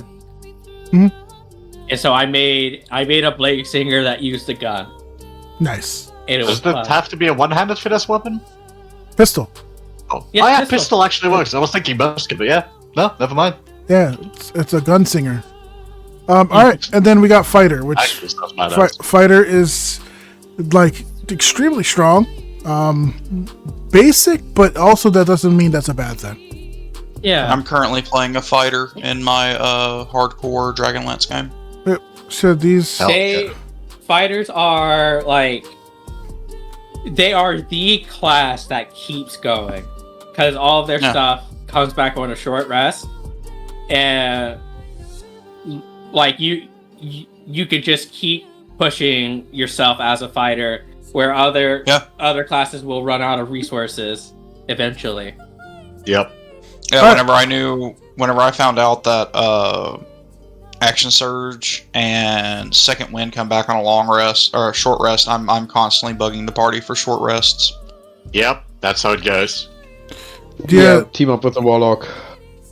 That is one mechanic that's kind of, as a DM, it's kind of like it's kind of interesting to balance. When we get to the Pathfinder, I'll kind of speak to that point a bit more. Because Pathfinder doesn't have short rests. They just have your long rest, which also doesn't heal you all the way. But there are like refocusing times, which are like 10 minutes, which you get your spells. So there's a big difference in the pacing. So it's really interesting. Whereas a short rest specifically says an hour. All right, so we're gonna start. What level do we want to make him? Just level 1?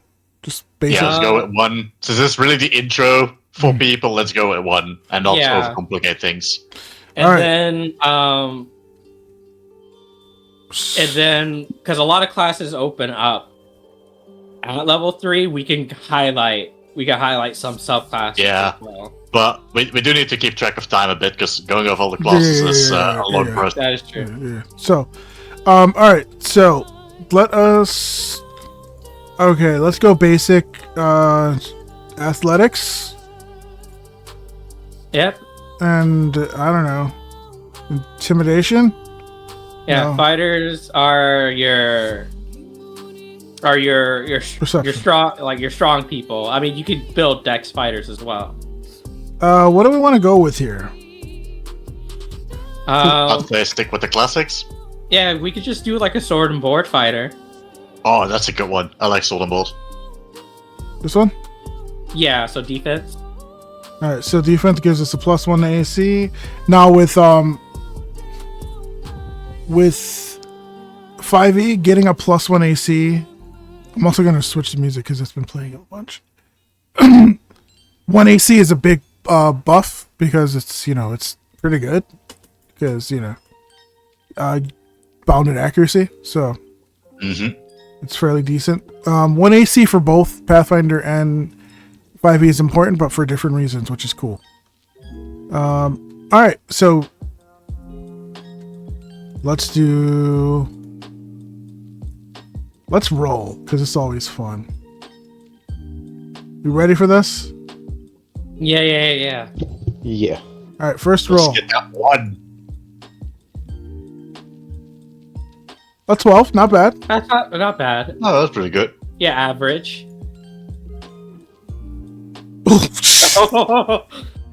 Always dump stat intelligence. That is what we do here. Yeah, we don't need that where we're going.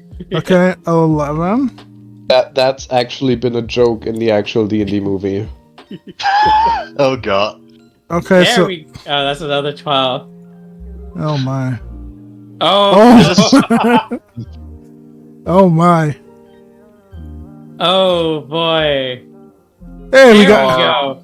We are rolling an innkeeper.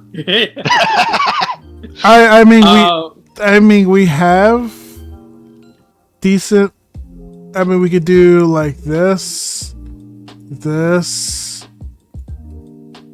put just other 12 in dex.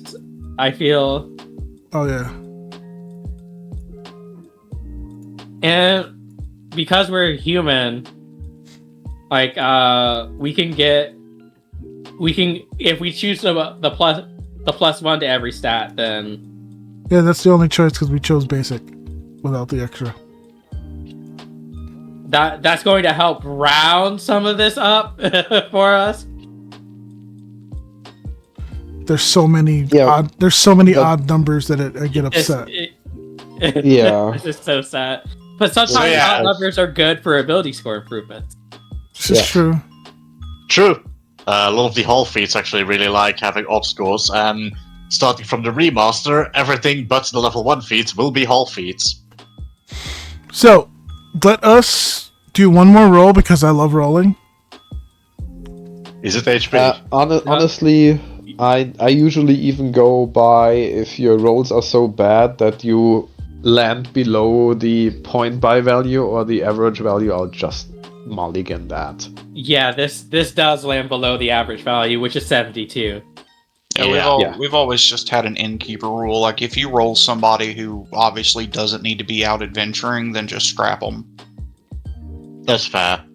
Okay, this one is okay. This one's a lot better. We're actually getting like standard stats here. Oh, Let's go. let's go. So yeah, as you can see, think about rolling. It is very random. Sometimes you got gold rolls, sometimes you got an innkeeper. That's why there's different ways of getting your stats that are more controlled than rolling. But ask your DM, as always. A thing that has also been a thing in my groups, I just roll 8 stat blocks and let people choose then. It's also a nice one. Yeah. Or Yeah, another one that's- I've seen that was to preserve balance, but also have rolling, is that everyone rolls a stat array, then the group chooses which one they will all use. Yeah. Interesting. Basically. You could also do the Munchkin where you just roll like 30 something d6 and then you make your own sets or something. There's a lot of really interesting ones. Yeah, there are a lot of rules to do it. So, for a very long time, at least whenever I used to run, my players would roll 46, drop the lowest, reroll ones. And if you rolled all 6s on all 4 dice, you got to put that total, all 4 of those, into your main stat. Yeah. Ooh. I remember back when I was DMing, I borrowed a rolling convention from a friend, and it was just a D12 plus 6. Yeah, I remember for all we your did stats that as well. Yeah, we did that too. So there was a game where 3 out of the 5 players had a 24 in like strength, and the wizard had a 24 in intelligence, and the rogue had a 24 in dex, and these 3 were like powerhouses. But the thing of it is, if you're a very powerful player character, your DM gets to use very powerful monsters. That's Yeah. actually It's fun. something. That's actually something that happened in one of my campaigns, where the barbarian had really high stats and he was a barbarian. So basically, everything that we threw at him, he could solo, while the rest of the party struggled with like basic enemies. So it made balancing very difficult because it was kind of like, if that enemy decides to take a swing at the squishy, that squishy is dead. So That's why I'm personally in favor of having people start with the same stats, so that the balance for the DM is way easier. And then it also never feels like someone is completely outclassing the rest of the party all the time. But that's choice and the table. I might try that and- next and- time I do a 5e. And the easiest way to do that is to just be like, hey, we're not going to roll stats, we're just going to do standard array Or point And then- by. Yeah, point point by. And if you want to do your standard array differently, where you still want your players to have like a really good main stat, then make your own standard array. Yeah, Yeah. it is that So- easy. Yeah, the thing with just shortly, the thing with standard array is it's really bad for a few classes. Mhm. So Monk. if you want to play X Monk. class and Monk. monk and barbarian Monk. with standard array will not see a single feat their whole life, Yes. Yeah, which is bad. even on point buy for monk and barbarian as well. Like Yeah. you're going to struggle for those classes. Yeah. That They're- is they're multi ability dependent. that is a Or oh sorry. no, I'm sorry. But yeah, it's those classes need their core stats to excel. Yeah, that is an inherent part of 5e though. That's just some classes require like certain things because of how stats don't get that much higher, your bonuses don't get that much higher. So there is a reliance on the stats. So that +1 is a lot more swingy. than Pathfinder, where as you level up, you get your level added to your rolls, so you become a bit more consistent as you're older. Your rolls matter a little less. They still do, but you're going to be more consistent just naturally by being more experienced, which I think is a really interesting way how both systems do it. So all right, so I've statted it out. 19 well, put the 18 in strength, 14 in dex, 14 in con. Dump stat charisma at 11. So so is that good? We continue? Yeah, we can move on. All right. I would argue you could dump int and give them a +1 charisma because you trained them in intimidation. Well, that is true. They do have. Well, you know, I was gonna say they do have 12 charisma already because they all have a +1 and everything. Yeah. Oh yeah, that's true. Then that doesn't really matter. But I could do that because then if they're in intimidation, they can 1 point later can get something. Yeah. Back. And you can also take a off their treaded path half feet, like an interesting half feet that gives you a point of charisma to get them to a +2. You could go for like gladiator or spectacle finder kind of guy that gets intimidation, actually has like the actor feat or something. So you could do stuff with that. Yeah, that's true. That's true. All right. What about a folk hero? Yeah, that folk heroes would be is like the bog standard basic background. Folk hero or soldier, yeah. Yeah. Veteran mercenary. Also, that too. When it comes to baseline 5e, your background is mainly provides like flavor for your character's backstory. It won't offer you too many mechanical benefits. You'll get like a feature that'll let you do something. It's like, oh, you flash your rank and people will be more likely to do things for you or let you stay with them and stuff like that. But, yeah. They're not always as useful. For example, I have a character that has the City Watch background, which says you identify criminal hives and places of like justice enforcement at a glance. Incredibly useful when you're in a pirate town and DM just says, "Yeah, they're all pirates." to be completely honest with you, I forgot entirely what being a mercenary veteran gave me. Mercenary. A lot of stuff. Mercenary life. The mercenary life. It would identify mercenary companies. So, yeah. Generally, what I do is, as a DM, when creating a campaign, which is still part of the creation, is when people have a bunch of backgrounds, I start to incorporate the backgrounds into the stories that I'm writing. So if someone were to get like a mercenary veteran, I start creating mercenary companies, and then have them somewhere in the world so that there's something that they can interact with. If nobody picked mercenary veteran, I may not spend the effort to make mercenary companies because there's no point. I think that's a great point. Backgrounds are less for your benefit and more for your DM's benefit. Yeah, they still have something.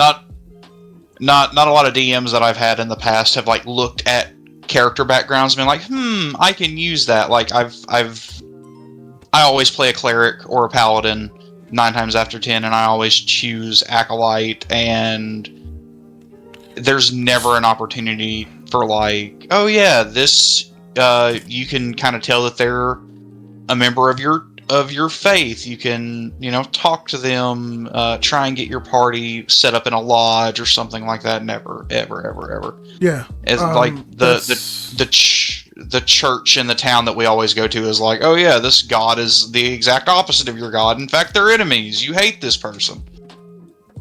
That's something that I try to do as a DM is factor in feats and backgrounds. I mean, Soulzy can attest. One of my players is like, I'm gonna get what is it, life of the party or whatever, to be invited to a party, and I'm like, you know what? Yeah. Because I'll say they picked a feat or they have a background, I can start using that. Yeah, Party Crasher. Party Crashers, where they could just. Pathfinder. Yeah, that was funny. Hilarious. But for example, one of my players picked Folk Hero, and I had them where they started off in a territory that wanted to basically arrest them because of a failed job previously. So being a folk hero, the common folk were able to kind of like, hey, you could stay with us, and while they are avoiding. So it kind of pushed, that person was very important. So when they got like downed early on, there was like, oh, if we lose him, it's gonna be different, you know. So it was really interesting how it played. Pay to stay at places. Oh, yeah. So, all right, let's do equipment. We'll do chainmail because it's whatever. We're doing equipment at level 1 in D&D is not very special. It's just your basic kits. Yeah, and D&D. Like we're really skimming over to the weapon choice as well, because weapon choices in D&D aren't very special either. At least at the moment, no. At the moment, no. Yeah, they're expanding upon that in the update. Yeah, Weapon Master is one of the best additions in there. One of my favorites, absolutely. Cool, and we're done. For level 1, 14 hit points. The armor class is wrong. Because I don't have my thing. Okay, there we go. Alright, 17 AC, a +6 to hit, 1d8 plus 4 damage, or 1d10 plus 4 if it's two-handed. Equip the shield as well. 19 AC. Which is pretty good for pretty good. Like level 1, yeah. Like this, this is what fighters are all about. Like you're going to be, if you don't have a barbarian, you're going to be the front line. And immediately that's whoa. Nat 20 immediately. Yeah. You're hard to hit and you're hard to put down. Like, yeah. Fighter excels at that, and you will be doing consistent damage for your party at very early levels as well. One of the things I want to highlight is with fighter, as you level up, you get more attacks. You basically will start attacking more so than some of the other classes. I don't know about the remaster. I do hope at some point they change where you can, like, your more attacks is based off your level or something. I don't like the fact that it's like you have to have 5 level or whatever in this, or you lose. So you have to, like, okay, I need to level 5. That's still the same because the extra attack feature varies by class. Yeah, I wish there was a bit more consistency on that, but that's fine. It works, I guess. Yeah, other classes get ways of attacking as much as the fighter, but the fighter is going to attack the most.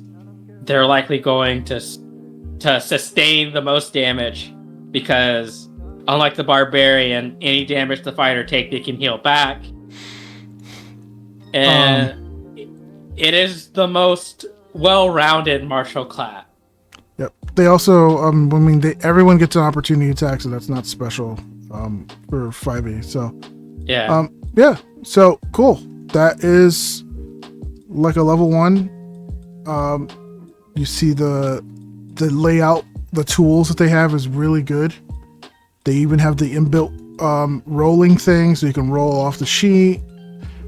So I think the D&D Beyond is a fantastic program for creating. So they do have that benefit, and they needed it because D&D is the most popular just by sheer volume of players. Mm-hmm. So having a very well presented website is important. And this is an official, well presented website. Yes. All right. So, anyone want to add anything before we switch? Yeah, No.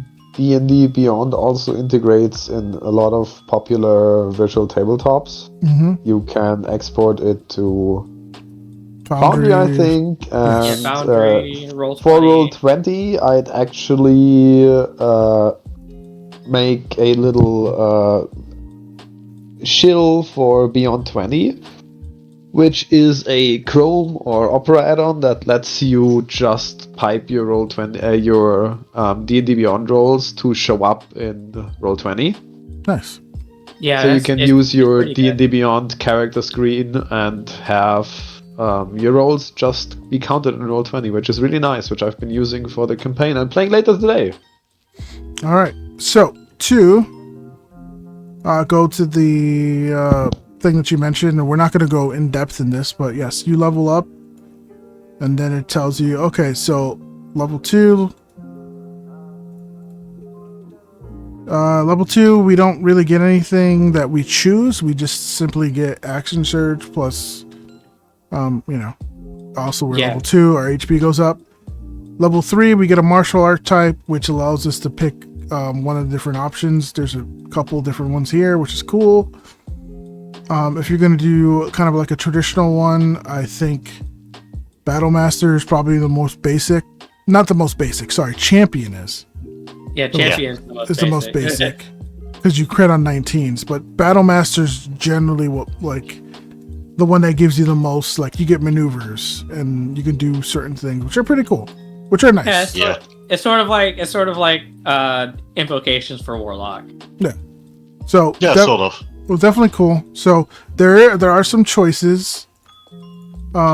It's nice to see, but that's basically it. We're not going to go into too many details because we want to keep going just forward. that around level 3 is when most classes get their subclass. Other classes will be different. Some get them early as level 1 or level 2. In the remaster, this all changed to level 3 across the line. Yeah, Which is nice. I mean, it's got nice. pros and cons. It's nice that what I mean. It's nice that it's consistent, that it's on the same level. Yeah. I do wish it was just, well, we'll get to it right now, actually. yeah. Here we go. This is Path Builder.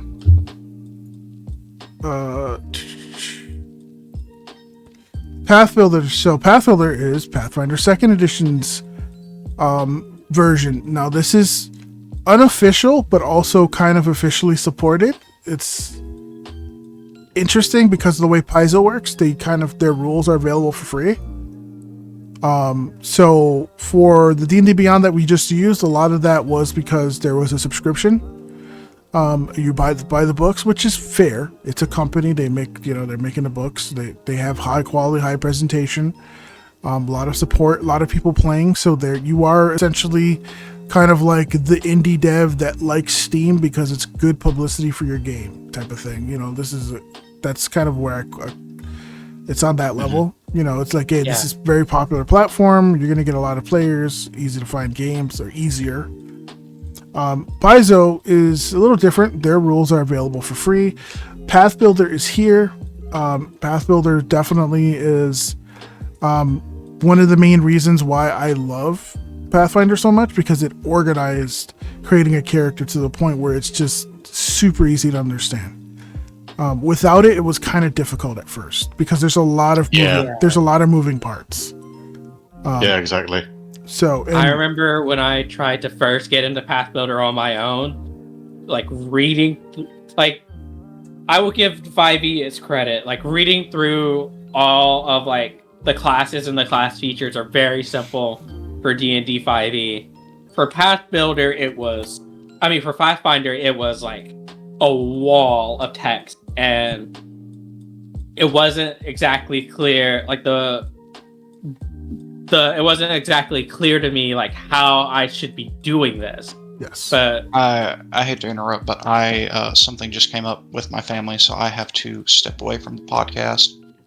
Everyone's okay. It's nothing major. I just have to go attend to it. So I will see you all next month for the next episode. All right. alrighty. Bye, Ophie. Oh boy. Yeah, Hi, Ophie. Ophie. Bye. Okay. All right. I'm glad it's nothing major. So, let's continue. So, we now have our path builder. It's set up in the way where you go down this tree and fill these in as you level up, all the way to level 20. So you start from the top, work your way down. So, again, you pick your races. It's like, wait, there's only this amount of races?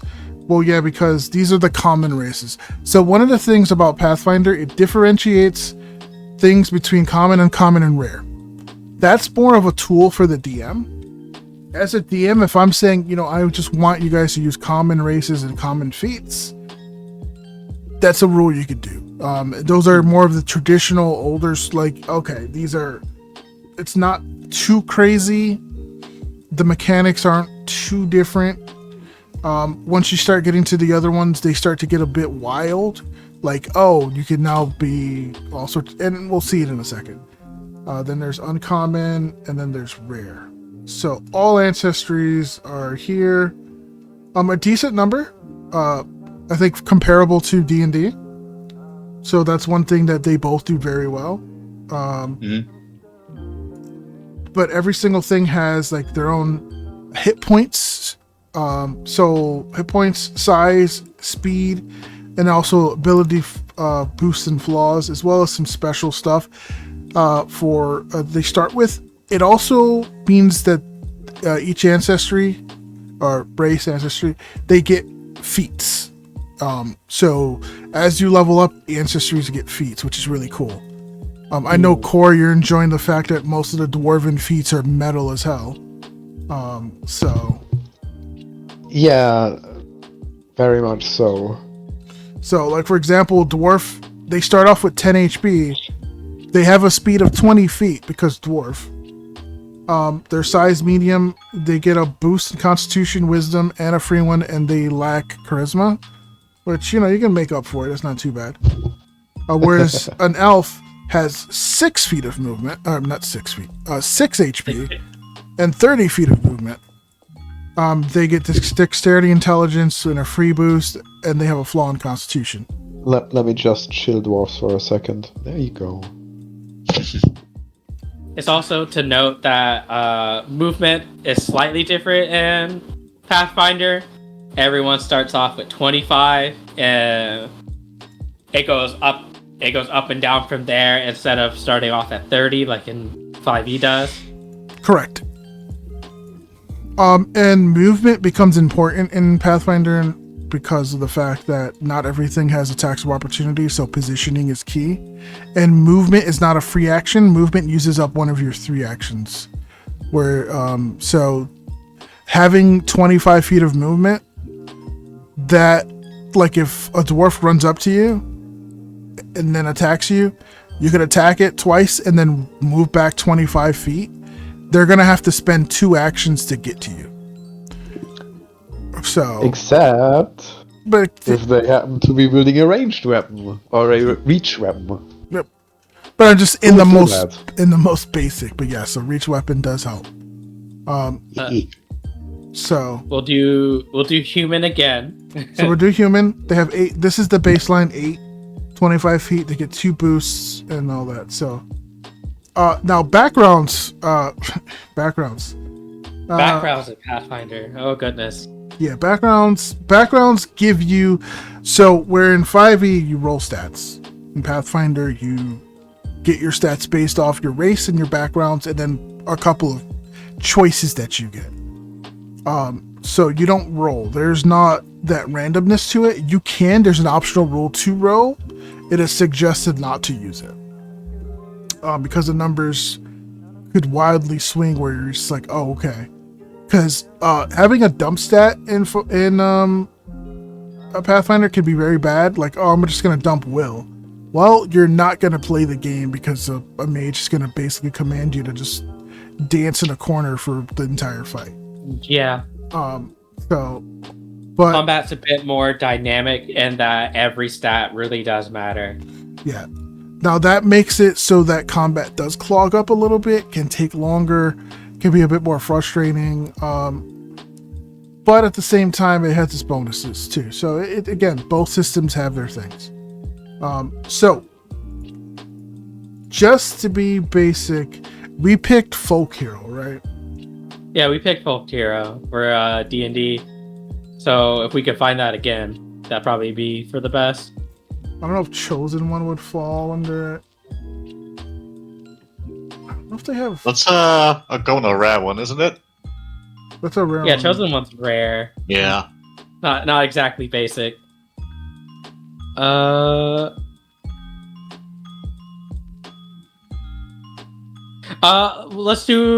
Let's just do Hunter. I saw a Hunter. Okay. Well, let's actually go to like general. Let's do Warrior. Straight up here just to fight it. Yeah. Oh no, we saw Ophie was mentioning Mercenary. There should be a Mercenary one.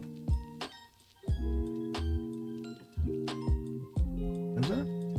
You think? I mean, I see a Marshal Disciple. That's one thing. Oh, I saw a Gladiator. Ophie also talked about Gladiator as well. Yep. That's one thing about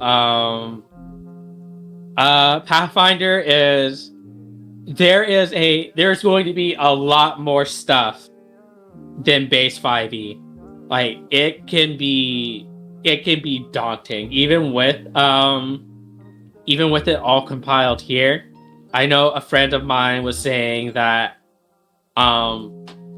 at first he got overwhelmed because of choice paralysis. Mm-hmm. Because that is something that is I something don't know if it was us two talking, but it could have been me. I've mentioned that a lot, that I had that problem. No, this was with in another group. I tried introducing Pathfinder too. Okay, but that was also a problem I had in the beginning. That is definitely because there's so many options. Yeah. Some people are just like, I don't know what to pick or whatnot. So once you pick something though, I would just say, just pick. So like, for example, I'll pick Bounty Hunter. All right, I'm going to go for the ease of saving time. I'm just going to go through these real fast. Yeah.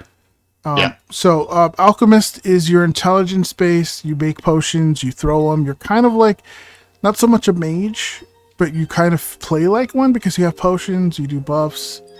You can do concoctions. You can actually like do mutagens, make yourself stronger and whatnot. So it's a really interesting class. Barbarian is kind of like the Barbarian. They have a lot of hit points. They're not as tanky AC wise because, you lose AC when you rage, but you get temporary HP and you also do a bit extra damage. There's a little bit of flavor with the Barbarian as well that you get early on, like the type of rage that you get. Bards play very similar to Bards in 5e. There's not a huge difference other than mechanically in the system, but they still have the same identity. Champion sort of is kind of like, what if you made a paladin without the holy powers? More of like a defender, more of a like kind of they protect their party is what they like to do. I like to call it the Templar Knights. Yes. Yeah. They do have a deity and the temple and all that. That's totally a thing that they have, but they're less reliant on spells. Cleric is again one of the most versatile. You can choose a cloistered cleric, which is like a cluster, a war cleric, which is like a frontline fighter, which is the avatar that I'm using. That is essentially like a war cleric. Frontline can hit with martial cast spells. It's sad that Ophie had to go because war cleric would have been Ophie's jam. That's Ophie's jam. Druid again, very similar in the sense that they can transform into animals, but there are also like you can go full on like caster druid. There are different circles that you pick. I'm gonna skip fighter because we're planning. I'm gonna make one. Gunslinger is a fighter, but at range. With guns, yeah. You sling them. Yeah, with So guns. guns in the system are a lot more crit reliant. Yes, so they do less damage unless you crit. critting is interesting. We'll get into that in a second once we get it through the classes. But they fit that role of the Wild West gunslinger. There's also the Gunblades, which are kind of like your Final Fantasy Gunblades. So there's also like trigger Really brands. cool. They're interesting. Inventor is as kind of like the Iron Man, sort of. You get an invention. Yeah, the most artificer. Yeah, but without the magic. So you can do like, hey, I want my weapon, and your weapon gets all these crazy buffs, or my armor, and my armor gets like rocket boots and all this stuff, or a pet, and you just, hey, I just have this giant mechanical phase beast thing, whatever, that just fights and does stuff, and I can mount it. Investigator is probably one of my favorites. Investigator, my beloved. It is essentially Sherlock Holmes, the class. So if you've seen that scene in the Sherlock Holmes movies with Robert Downey Jr. where he's analyzing, that's Investigator.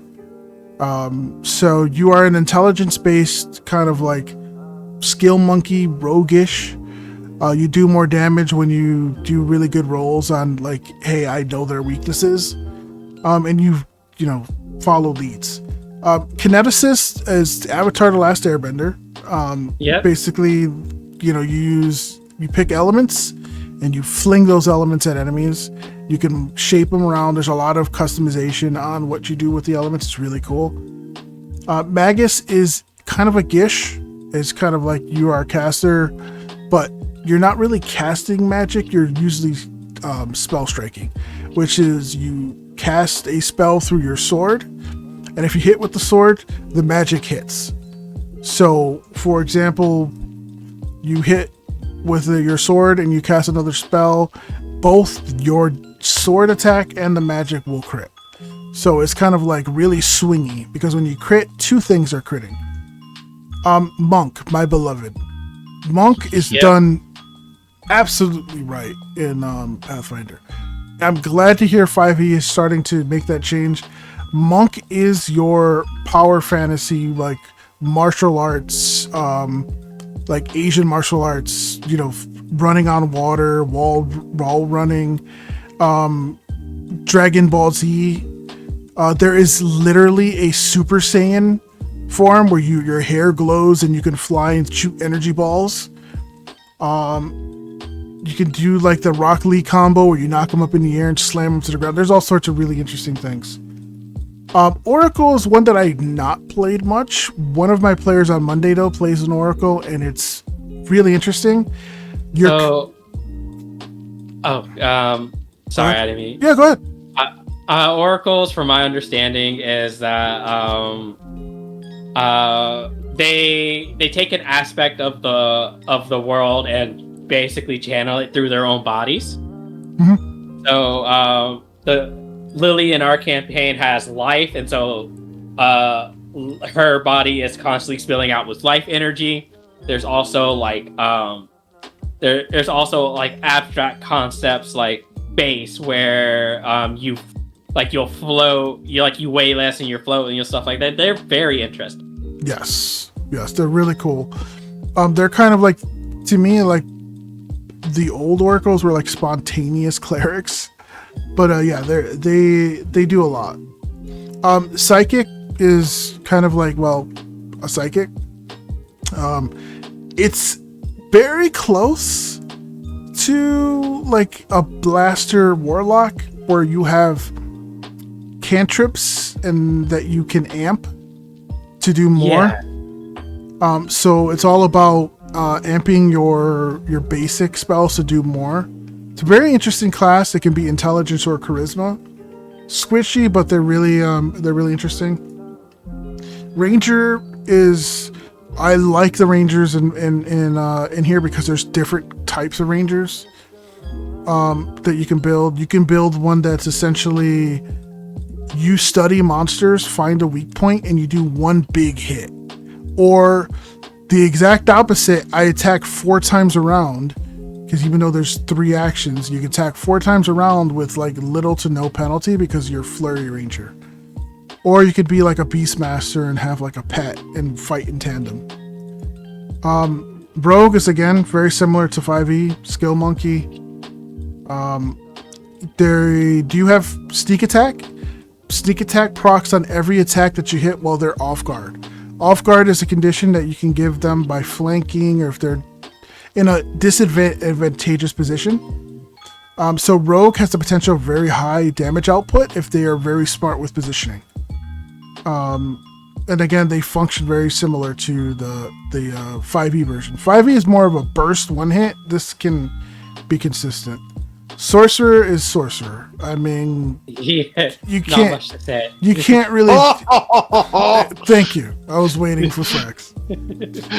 You can't do sorcerer wrong because sorcerer's such an iconic class, and they do it exactly. Well, I mean, could. I do have some issues with it because I feel like the plot lines in Pathfinder are not as pronounced as they are in D&D, but they are changing that with the Player Core 2 remaster. That they're adding more effects from plot lines. Yes. Yes. So definitely something cool. Summoner is Pokemon. Or JoJo the class. Or JoJo the class. You fight in basically with your summon, your Eidolon. You can choose an Eidolon, like you could be an animal Eidolon, an energy, like an elemental Eidolon or whatever. And you and it share HP. And then you fight with it and share turns. You are surprisingly, Summoner is one of the tankiest classes in the game. Because you're sharing your HP with your Eidolon, so... It's so cool. I want to play one so bad. Yep. Swashbuckler is its own class. It is kind of like the roguish Swashbuckler from 5e, but they lean into the panache. So you doing something extraordinary based off your quote-unquote subclass that you pick will get you panache, which gives you a bunch of bonuses and all that, so... One of my favorites is that you can go into a panache by insulting people. The Bon Mot. Yes. Thaumaturge is magic bag of goodies. Charisma based, you always have something. So it's like the adventure that just has a bunch of stuff. Witch plays like a typical, you have a like a familiar that does things, and you cast spells through your patron. So this also feels like the casting version of Warlock, because Warlock has patrons. And then Wizard, of course, is Wizard. Wizard feels the same. Intelligence, there's a lot of stuff you can do with it. I mean, I'm just streamlining it because there's so many classes, but yes. And again, the core classes were just these, but then there's the expanded, and I'm not even going to go into class archetypes because, I'm just going to stop. That's a whole rabbit hole. There's a whole rabbit hole. But yeah, you can do things like Gunslinger that uses magic because you're a spell shot, etc. Or Wellspring magic, which is kind of like wild magic. It gets nutty. So for the base of this, we're just going to do fighting. I'm just going to keep it at barkeep because I accidentally hit the back button. So whatever. Well, no, I was bounty hunter, right? Bounty hunter. Bounty hunter. Yeah. Cool thing about it too is in Path Builder on the bottom, there's a PRD. If you click that, it'll open up the Archives of Nethys, which will basically, it's tied together with it. So like the official wiki for Pathfinder. That is pretty nice. All right, so now that you pick your background, your ancestry, and your class, you go through level 1. There's always a thing on the top to do, so you set your abilities. So first thing is first, we'll go through... I won't go through the free archetype and the gradual... actually, I will, because it's super easy. I like doing free archetype and gradual ability boost. But that's as simple as a couple of clicks, which is really cool on Path Builder. All right, so you get your starting ability boost. Ancestry, I can pick anything. If I'm a fighter, I can do strength and like con. Background boosts, I can do strength or wisdom because one of the bounty hunters has to be strength or wisdom. Then the other one is free. You can't double up on them, so I have to pick something else. So the free one, I can pick strength and con again. And then for the class, you can pick strength or dex because you can make a dex fighter here as well. But if we're just gonna do a traditional like we did with the other one, we'll do like a strength. Yeah, we'll just do strength. So right now we have these, then you get 4 free choices. So you get strength, con, We'll do dex. we'll do dex, and wisdom for like Wisdom. or charisma for yelling, because our fighter in the other one had some. Yeah, that's true. All right. And so you have a just based off of that, you have a pretty decent spread of your stats. Yeah. So you have a +4 strength, +3 con. So Pathfinder doesn't do like numbers anymore. They just do your pluses. Just to kind of make it a bit simpler. So you're not going to see like, oh, putting 1 point into strength and you're at 17. It's now when it says a free boost, it'll boost it up a modifier. You got your skill training. As simple as, hey, let's pick, for example, athletics, because you're going to do like knockdowns and shoves or something. Maybe do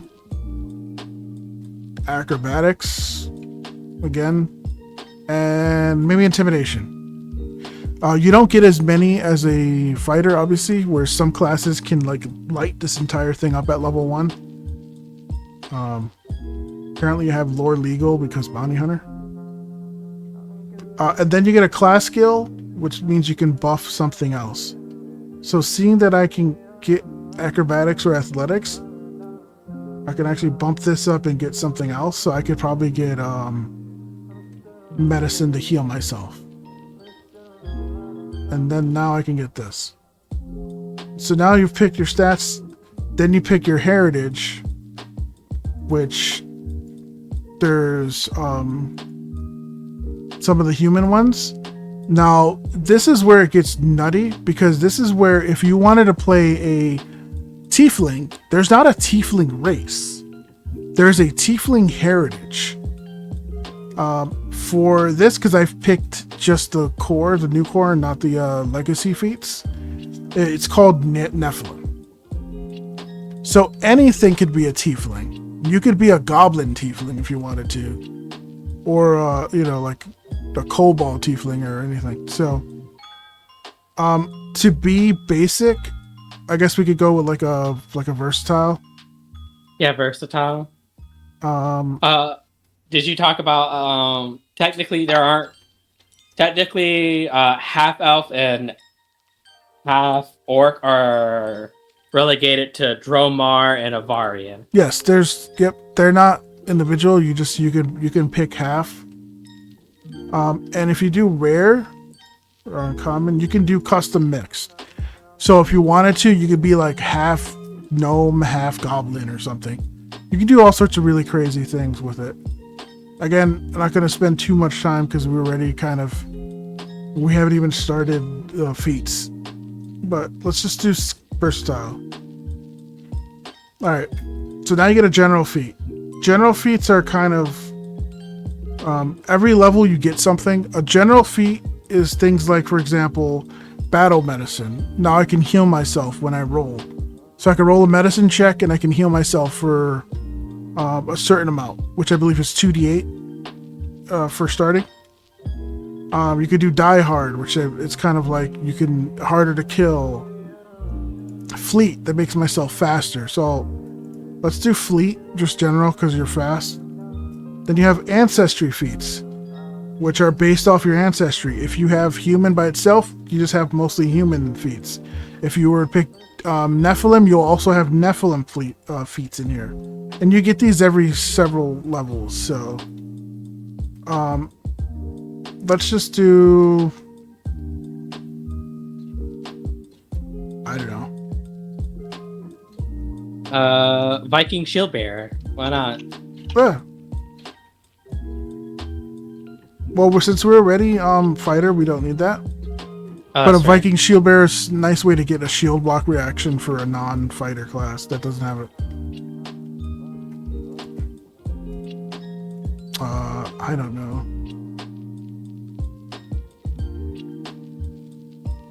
You get another General general. feat. You get another general Yeah. feat, and then a general feat battle medicine. Now you can heal yourself. Then you get a class feat, and there's different class feats. The cool thing about Path Builder that makes it easy is the things you can't get that you're not eligible for are right here.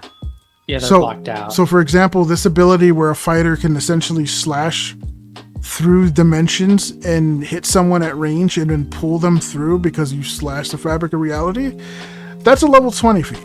You can't get that at level 1, and it lets you know that. But, I don't know, let's just do like Agile Shield Grip or something. Or, no, Reactive Shield. There we go, yeah. Reactive Shield. Okay, boom. And just like that, if we go into gear, we'll add gear. I'll do... There's a like kit down and...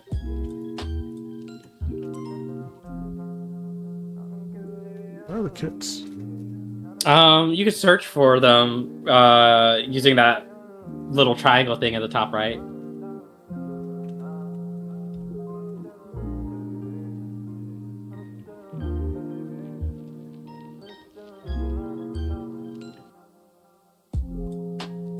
Hey, where are the class kits at? Where I got rid of them? Interesting. There used to be like starter kits. Yeah, put it in. Wait, put it in again? They should still be there. Oh, quick equipment package is what they call it now. Oh, that's what they... Okay, they changed the name to that. So, at level 1, you start with 15 gold pieces. Everyone starts with 15. This kit, for example, gives you a basic of everything you need to start as your certain class. Usually doesn't even cost that amount. So, we'll buy that. So now it automatically does your gold for you. And you have a weapon, you have armor, and the stuff you need. So, we'll start you off with like a dagger. You can go here and then you can basically pick things you're proficient with. I believe we just had a long sword, so we'll just go long sword.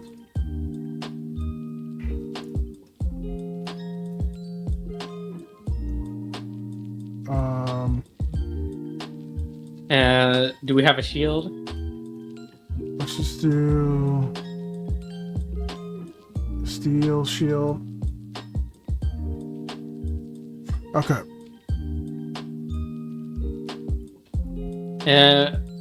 Pretty much at the start of things, you're pretty much in the same area that you are in 5e at level 1. You get a bit more health because of how different the systems are. And I think we have 21 HP compared to like our really well rolled fighter, which had 12. I think 14. Yeah, 14. And that's because in Pathfinder, not only do you get your HP decided by your class, similarly to 5e, but also your whatever ancestry you pick will also give you more HP as well. Yep. And then there's feats that give you more HP and whatever. And HP you don't roll for. Again, there's no randomness to it. It's based off your choices. So some people might like the randomness. Some people might like the whatever. It's a different animal. The reflex, fortitude, and will saves are here, which are kind of everything is delegated to those. So whereas in 5e you could be like, hey, make me a charisma check, make me an intelligence check. Anything that would do like charisma or intelligence would fall under will in Pathfinder. Anything reflex is kind of like your dex saves, and of course fortitude is most of the time like your strength or whatever. Your DCs for things. So for example, if someone tries to grab you and that goes against your fortitude, your DC is 10 plus whatever your save is. So it would be 10 plus 8 for fortitude, so your DC for fortitude is 18.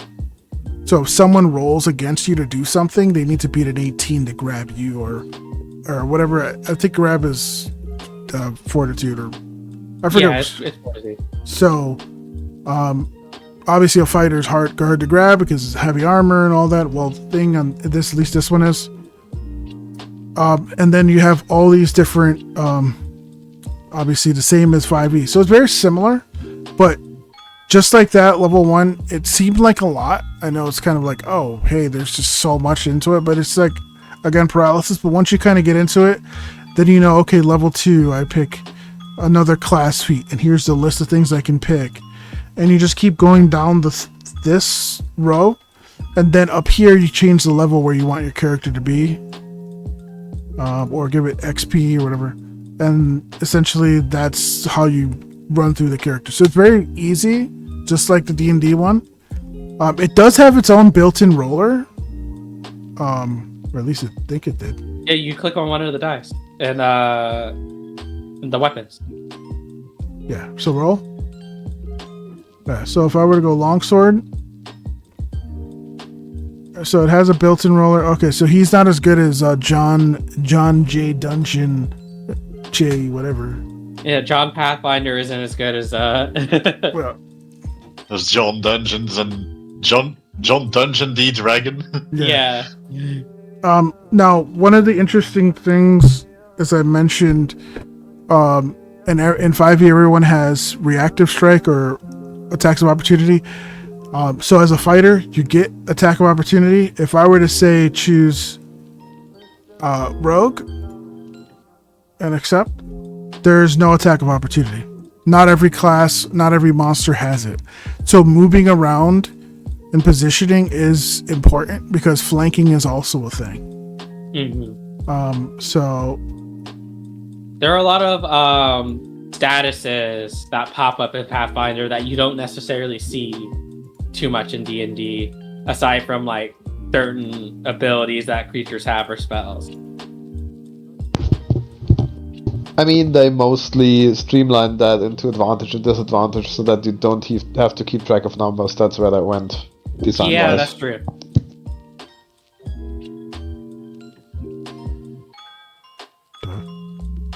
Generally, 5e tries to avoid what they call floating modifiers, whereas Pathfinder is like, nah, we love them.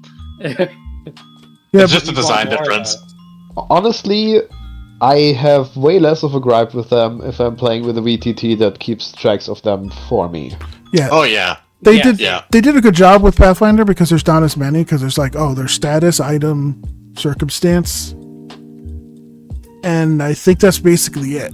There's potency, but that's a certain rule set if you do automatic progression, and there's untype, which doesn't happen often. So if you have a 2+2 circumstance bonus because someone casts a spell on you, but then you raise your shield and you have a +2 circumstance, you take the higher of the two. They don't stack.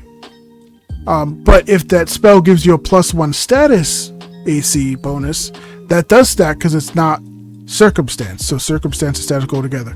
And there's So you still have to keep track of all of them to know which one applies. Yep, but it's very easy because it tells you, hey, this gives you a +1, like bonus to whatever you're doing. Yeah. Like for example, you gain a +2 circumstance to fortitude DC when resisting. So it tells you +2. It always tells you circumstance or status or item. Item only applies to items. That's obvious. Potency to that one rule set, which you almost never see unless you're playing that optional rule. Circumstance is something that you do spur of the moment, and status is generally like a buff. So it's kind of easy to understand it once you figure that out. But this is like, for example, this is Adira, my monk, who essentially at level 10, for example, I have like, I could do aerial pile drivers, essentially grab someone and just like jump in the air and slam them. The Azuna draw. Yep. There's the smoky shadow tendrils that pop out and grab, our reach attack at range 10 that can grab. So I grab people with flurry of blows, which is flurry of maneuvers, and then I can just throw them in the air. And then Azuna drop them. So there's all sorts of really interesting things. And the one thing that the level 1 character that we didn't go over is that there's like this list of tons of actions you can do. From like intimidating to grappling, whatever, which have a lot of mechanical benefits. Because, for example, getting up from being prone takes up one of your 3 actions. So that's something I really like about Pathfinder is that every skill is viable. Well, almost every skill is viable in combat. Yeah, so it definitely seems like a lot because it is. Because it is more in depth to the detriment of it sometimes. It depends on the group. And like Khor said, if you have a VTT that can kind of keep track of a lot of it, it makes it a lot more manageable. So, yeah, D&D actually likes you to freestyle it more, to go like, hey, I have this idea, DM, what if I use nature to do whatever bullshit you come up with? And then your DM can be like, sure, sounds awesome. There's no real rule for it except the DM saying yes or no. Whereas Pathfinder, we usually have a rule for it or an action that is preset. So, again, design decision. And the DM could be a lot more Both cool fluid. options. Yeah, DM can be a lot more fluid if they decide, hey, we just want to, like, you want to do, like, athletics to open this door by, like, drop kicking it? Sure. Even though it's, like, it's supposed to be, like, pick lock or something, you can force open. Actually, you know what? Yeah, there is a rule for it. Never mind, I'll shut up now. Yeah, for that one is a rule. So, But, like, if you say you want to suplex the dragon, like, pin its wings to its back and make it drop out of the sky, there's no real rule for that except maybe grapple. But There actually is. They're Titan wrestler grappling, yeah. Titan wrestler and suplex. Yep. yeah, no, I mean in D&D. I mean, there are size limits to what you can grab in D&D, though. Yeah, but your DM can still be like, that's dope as fuck. Yep. I mean, not be technical, there actually is a rule for that. Yeah, there's a grappler feed, but no one is doing that. The grappler... Also, if you restrain a creature that has a flying speed and doesn't have the hover trait, they drop. Yeah, so there's the grappler feeds, but you're not gonna take that as explicitly because this might come up at some point. Like this here, level 20. Holy wow! What a the problem in D&D is that you have way too little feats to use one for that. Yeah. Pathfinder gives you so many, you can take a super situational one and be happy if it comes up, and if not, you haven't lost anything. It's an opportunity cost thing. Yeah, that's the problem. Definitely. Yeah, Godbreaker, you basically throw someone in the air, punch them 3 times, then grab them and Azuna drop them. Yeah, fun fact, wrestler dedication gets that. Yep. I love that. Which so the much. little angry dwarf lady has. Oh my god, that's so awesome. Then, what do I get for...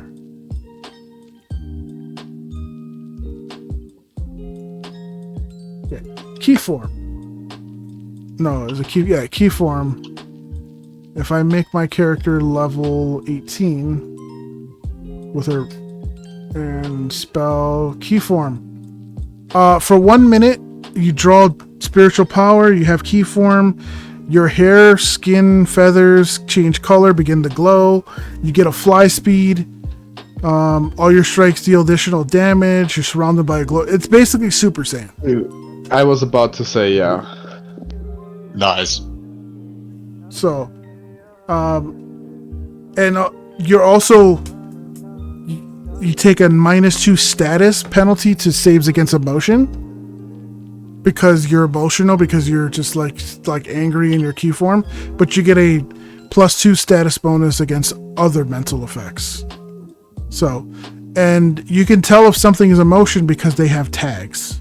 So, when you cast a spell, there's different tags that tells you what it is. So, for example, a key rush has concentrate. So if I try to key rush, Forge could knock me out of it. Never mind. So, Quivering Palm. Bonk. Quivering Palm, for example, is an incapacitation. which basically means that if I'm using Quivering Palm on a enemy that's higher level, it treats it as 1 degree of failure worse, which is something that the Pathfinder does, which is degrees of failure. It's not just success and failure, it's critical failure, failure, success, critical success, and depending on where you land is what essentially happens. So you cast a spell, a critical failure for dodging it, they'll take double damage. Failure, they take full damage. If they succeed the save, they take half, and if they critically succeed, they don't take any. And criticals are plus or minus 10, or of course 20s and 1s will drop it up or down a success level. So it's a lot. There's a lot. So I'm probably not doing it justice how I explain it. That's fair. I mean, we don't need to go in depth about mechanics at this point. We're just talking character creation. Yeah. Gameplay is a whole other horse. Yeah, that's we've been getting sidetracked a lot. Yeah. So, I'm gonna do one final one, and this one I'll do a lot quicker. And then Because it's a lot simpler of a system for character creation than. and then then I'll pass the floor on to Khor to talk about some of the other things and kind of go into detail because I would love to hear about that. Frax, do you want to take over for the CompCon and just make a really basic thing? I'll follow through. Sure. For CompCon, it's actually really easy.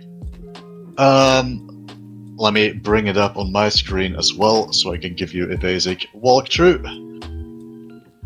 When you first make a pilot, it's pretty quick. Create new pilots. This is for Lance, the game system This is for Lancer, by the Lancer. way. Yeah, this is for Lancer. Shouldn't forget to say that. So it's about mech combat. That's basically all Lancer does. It's made for mech combat. It does mech combat. It's very good at mech combat. It doesn't do a lot of other things, so you'll see in the pilot's side of things, it's actually very bare compared to Pathfinder and D&D. So let's call him John Lancer. Call sign. What's a nice call sign for John Lancer? Well, if you look at, I am streaming it on our Discord, on mine, so you can follow. Yeah, that's easier. The stream is kind of delayed, of course. Let me put. So we got John Lancer. Yeah, Genesis. Then backgrounds is one of the things. If you click the little globe. Well, hold on. Let me I find like Genesis. We're making a new one anyway, so. Excalibur. There we go. Let's go with Excalibur. So it's basically just what people call you in combat. Really of no consequence. It's cool for flavor. Backgrounds. If you click the little globe, you bring the menu of backgrounds. Same deal as in D&D and Pathfinder. It's just what that you do in life. It is of some relevance because if you do something related to your background, the DM might give you a slight bonus to the roll, but otherwise it's not very complicated. So yeah, let's go with Mercenary again. It's a good one. These are the pilot skills. So this is what your pilots can do out of combat. These skills are very broad in what they do, and there's even a field to just put in a skill of your own at the bottom. So that's how loosely defined they are. What kind of skill? Ohio, yeah. So our pilots will get Ohio Shuffle. You can fill in the description and detail for it. That's fair. Why are you like this, Rain? No, I support this completely. Why must you make me suffer on stream? Look, we are a mercenary, so it's important that we can Fortnite dance on our opponents after we defeat them. Yeah, okay. Yeah, that's so true. I am not sorry. Oh, man. So we have the Ohio Shuffle. I'd say take control sounds very good for a mercenary. You have to take Assault, maybe? Yeah. Oh, not Threaten, actually. Threaten is cool. Stay cool. Oh yeah, that's a good one. Stay cool. Let's go with stay cool. So you got your 4 skills, and when you roll for checks out of combat, you might get a bonus if you can justify to the DM that your skill applies. So let's continue. Then you get to your talents. I personally don't really like where these come in the character creation process because they kind of tie your builds together instead of filling them in up front. You would need to know, like what you want to do in combat for these to really apply. At level 1, like you don't get a lot of options because in Lancer you don't get character classes or anything. You get different types of mechs, and those different mechs will do different things. And these are basically skills you take that you build around whatever mech you want to pick. Yeah, so it's choosing them up front is not very amazing, but let's go with some of the classics, like Nuclear Cavalier is always good. Yeah, because at level 1, you're not going to get access to very dynamic mechs, so you could pretty much just pick whatever you want here. Yeah. Let's see. Let's go with Crackshot maybe, and what else can we do? So we're going with rifles. What else is nice for a rifle? I mean, engineer for a prototype. Make your own weapon. Oh yeah, let's go with that.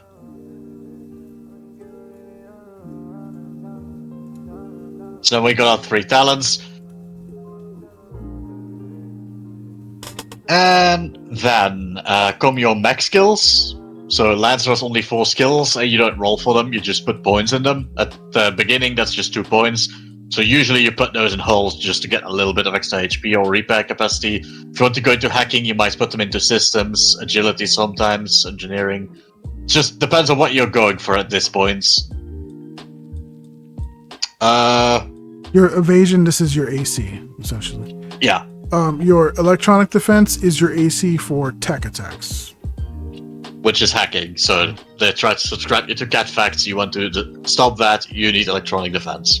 Yep. SP is system points for systems that you can add to. They're like things you can add to your mech. Kind of like feats. So you want to go just with HP for now? Yeah, let's go with HP, nice and basic. And then we have our basic pilots already. We haven't put in a picture, but that's okay. Then we need to make them mech. Which, add new mech. Well, license level 0, so we get the Everest usually. Yeah, these are a lot of these extra mechs are from other LCPs, which are the files that we have that add homebrew or like supplementary things. Official content added to it, but generally it's the Everest. Yeah, which is a very good basic all-around mech. It's a very good starter. Earth is which my is good witness. because it's the starter. Earth as my witness is a good name. Yeah. Gives me those Helldivers vibes. Alright. So yeah, in here you can see the attributes of your mech. It has 2 traits, being some bonuses that you take in combat, so very important at the moment. You see your stats. Now what we're going to do is add weapons. We have a talent for rifles, so we want to take a rifle. Which one of these is a good rifle? Assault rifle? What's the autocannon? A cannon, probably. It's a rifle. Why? Autocannon, my beloved.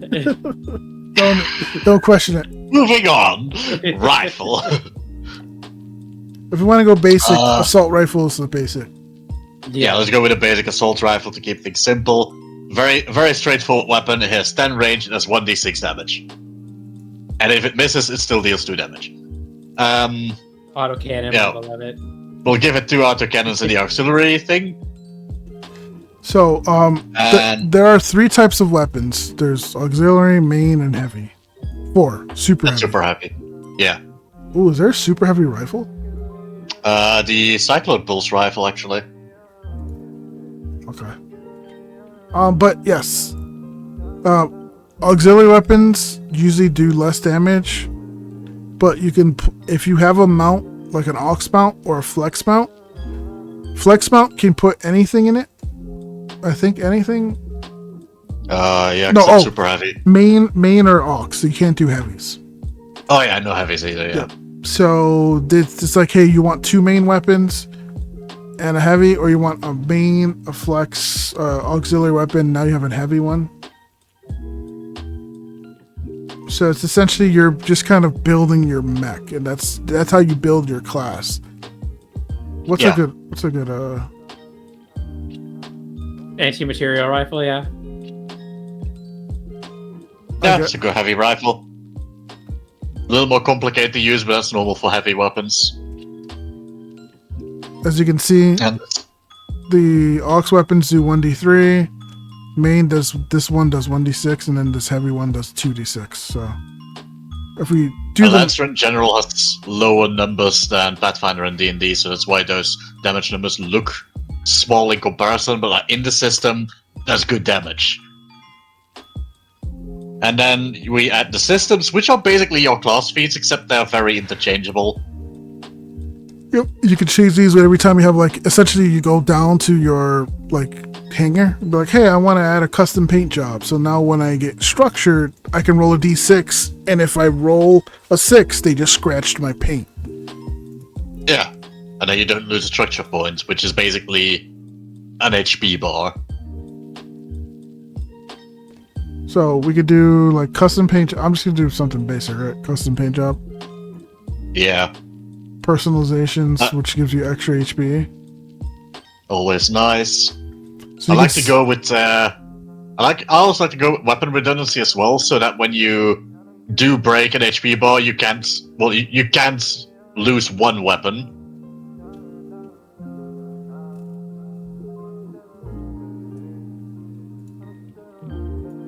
Okay. So as you can Let's see see, how many system points is 6. We've used 3 so far. And Yeah. each one of these uses different ones. Amount. So, like, for example, the Ava module does 1, whereas this thing does 3.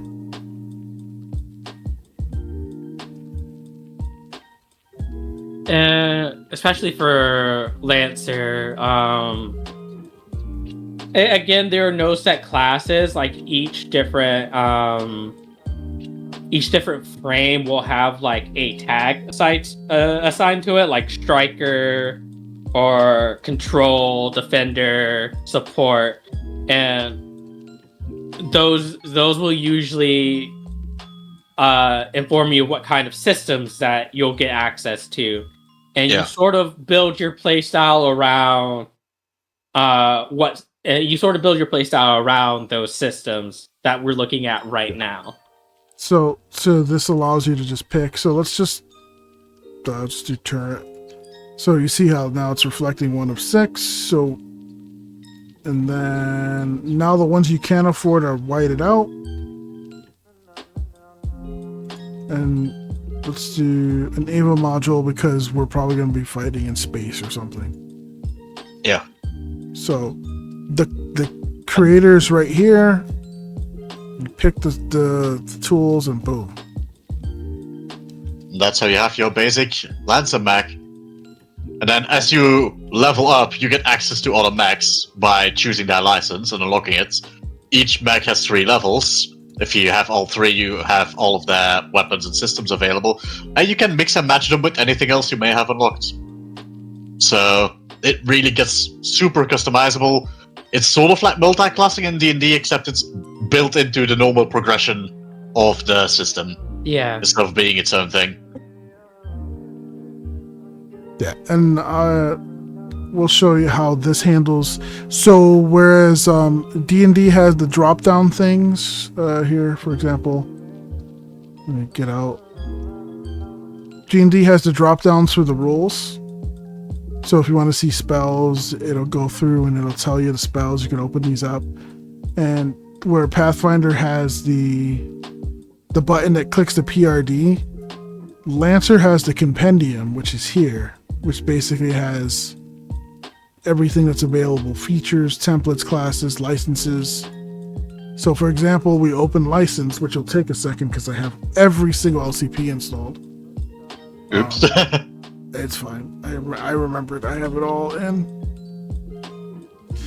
It'll essentially tell you what all the licenses are. Licenses are what you get during your levels. So, yeah. So for example, they're a nice showcase of every mech as well. Yeah. So at rank 1, you get like all like this, and you can apply this to any mech that you own. So you can apply it to the Everest, or say you've already put 2 points in a different mech, but you want to grab the heavy chain axe from here. You can grab the heavy chain axe and apply it to your mech. And then of course they're color coded. So black are weapons, the green ones are systems, and the purple ones are frames. So Yeah. it shows you what they look like. Nine ones are mods. Yeah. And then you basically see what you get with each of those. So since the max level is 12, there's only 3 ranks. You're going to have to technically multi-class. You're going to have to get multiple things. So you might say, I want to grab the nanocarbon sword because I want that to be on my Nelson, which I don't know why you would do that, but you could. I don't know. Or I want to grab, I like the shotgun from the Tortuga, so I'm going to grab that, and then I'm going to go into something else or whatever. So, Yeah, There's a lot of options there. yeah. it's just very. Lancer is a very build-a-bear system. Yep. You take different aspects of different things and you put them all together into something that is truly like your own. Your pilot in this system, like lore-wise, will be greatly associated with like the frames and the weapons that they use. Yep. And so now not only are you sort of building yourself up mechanically, but also in universe like lore wise is like how other people will see and react to you as well. And we can finally start segueing into the second half of this discussion, in that with the creative side of character creation, when it comes to like your characters' backstories or like what inspirations you should use for said characters and stuff like that. Yeah, we definitely went over a lot and sidetracked a bit. So, but yes, the different creators essentially offer ways of getting your character out so that you can play them, which is the more mechanical part of it. How do you actually make that character part, you know? Yeah. And, Who is this so- John Lancer? Yeah. and I think sorry. I think that'll be more in kind of like a character creator thing. We've gone on for quite some time. Khor, I know you had some things to talk about. I know we sidetracked quite a bit. Did you want to kind of dive into some of the things you wanted to talk about as we could segue into something different? Honestly, I prefer if we continue with the creative side, because that's more important than going over my systems at this point. Because we definitely want to do a podcast for the systems proper, which we kind of started to dive into, being nerds that we are, a bit longer than I expected. But Khor, you did mention when you were making Skari that the way you made her was kind of interesting to me, different than that I've heard other people do. Some people might do it. Would you care to explain what we were talking about it the other day? Yeah, so Sky was actually a pretty fun thing that happened, because the thing is, for building a character, it's a lot about getting inspiration, finding what you want to play, right? So Sky was never planned to be played in the beginning, actually. I had a Kofi running with a friend artist of ours, who's also in chat. the artsy. And I had my Kofi coming up for a YCH of hers, and I was like, what do I want to do? Because I had a lot of art of my current characters, and I was like, I want to do something else. And then I was talking with a few people about dwarves and how dwarves are portrayed, and then I was want to go, hey, I'm just gonna make a cool looking dwarf lady. That was it, and then I looked up different dwarves and was like, which design elements do I want to get? So Skari started as a purely visual design. There was nothing behind it. Blank slate visual design. And then I was like, hey, this came out super neat. What would she be? And then I started going into D&D and Pathfinder and dwarf lores from different video games, different settings, and I was like, how do I combine those to make her like super dwarfy, but not dwarfy at all? And yeah, it kinda, she ran away from me at that point. That's actually what happened. Yeah, and I know. So Skari originated from a purely visual design, which was a first for me, but I might try that more often now, because yeah, she ran away from me and became an amazing character. I know you took inspiration from like, okay, I'm gonna do Warhammer dwarves with the blue tattoos and the shaved head, but then you're gonna do more of the traditional smithing dwarf, and you kind of mixed like multiple styles of dwarfs into like her story and character. Actually, the tattoos are from the Wildhammer dwarves in World of Warcraft, which were the dwarf shamans for the Alliance, so very shamanistic. That's why she came up as a Spirit Instinct barbarian, or her D&D version is a Ancestral Guardian barbarian. So yeah, that's why where her ancestral worship basically came from. Yeah, she's interesting because her rage, she can choose to do void or vitality damage, right? Yeah, and there's a lot more going into that, but I don't want to spoil our Tuesday campaign. Yeah. So it's absolutely like cool to see how just from a visual design the story builds up, and I've told Soulzy that before. That's kind of how I do DMing. I'll find a really nice piece of art of a character, and I'm like, I want this character to be a villain or a character, an NPC, and then I like the look of this city. I'm gonna make this the basis of a campaign, and I start adding from that. So. I mean, if we go by visual design starting points for characters, we have to mention one of the tools all of us use extensively, but we haven't talked about yet, which is Hero Forge. Oh yeah, absolutely. Oh yeah. Well, I don't really use Hero Forge. I more use Pick Crew for my characters. Another very good tool. Yeah. So Hero Forge, let me quickly explain what Hero Forge is. Hero Forge started out as a tool to have your own 3D minis printed and shipped to you. But now they also offer the STL files if you have a 3D printer. Maybe your local library has one that you can use. Where you can print your own minis. But yeah, a lot of people have just gone over to using them for token images, PCs, NPCs, because it basically is a video game character creator outside of a video game, and it's really cool. And Skari's first draft, which I gave as a reference to Artsy, actually was a Hero Forge. So yeah, it's a really cool tool to get your visual designs done with pretty archetypical and also not archetypical elements for fantasy characters. And it's a really cool starting point for getting an idea of the visual design you want to go with. Yeah, it's actually really good because it's a good way to just have just something basic. And since the basic is free, that's really nice. Yeah, a lot of it is actually completely free. Mostly the beta features or the newest features are locked for a while. I believe if you pay, you get access to some more exclusive parts or like pre-release parts. And there's some things with pricing on downloads with the subscription. But I'm not entirely sure how it all works.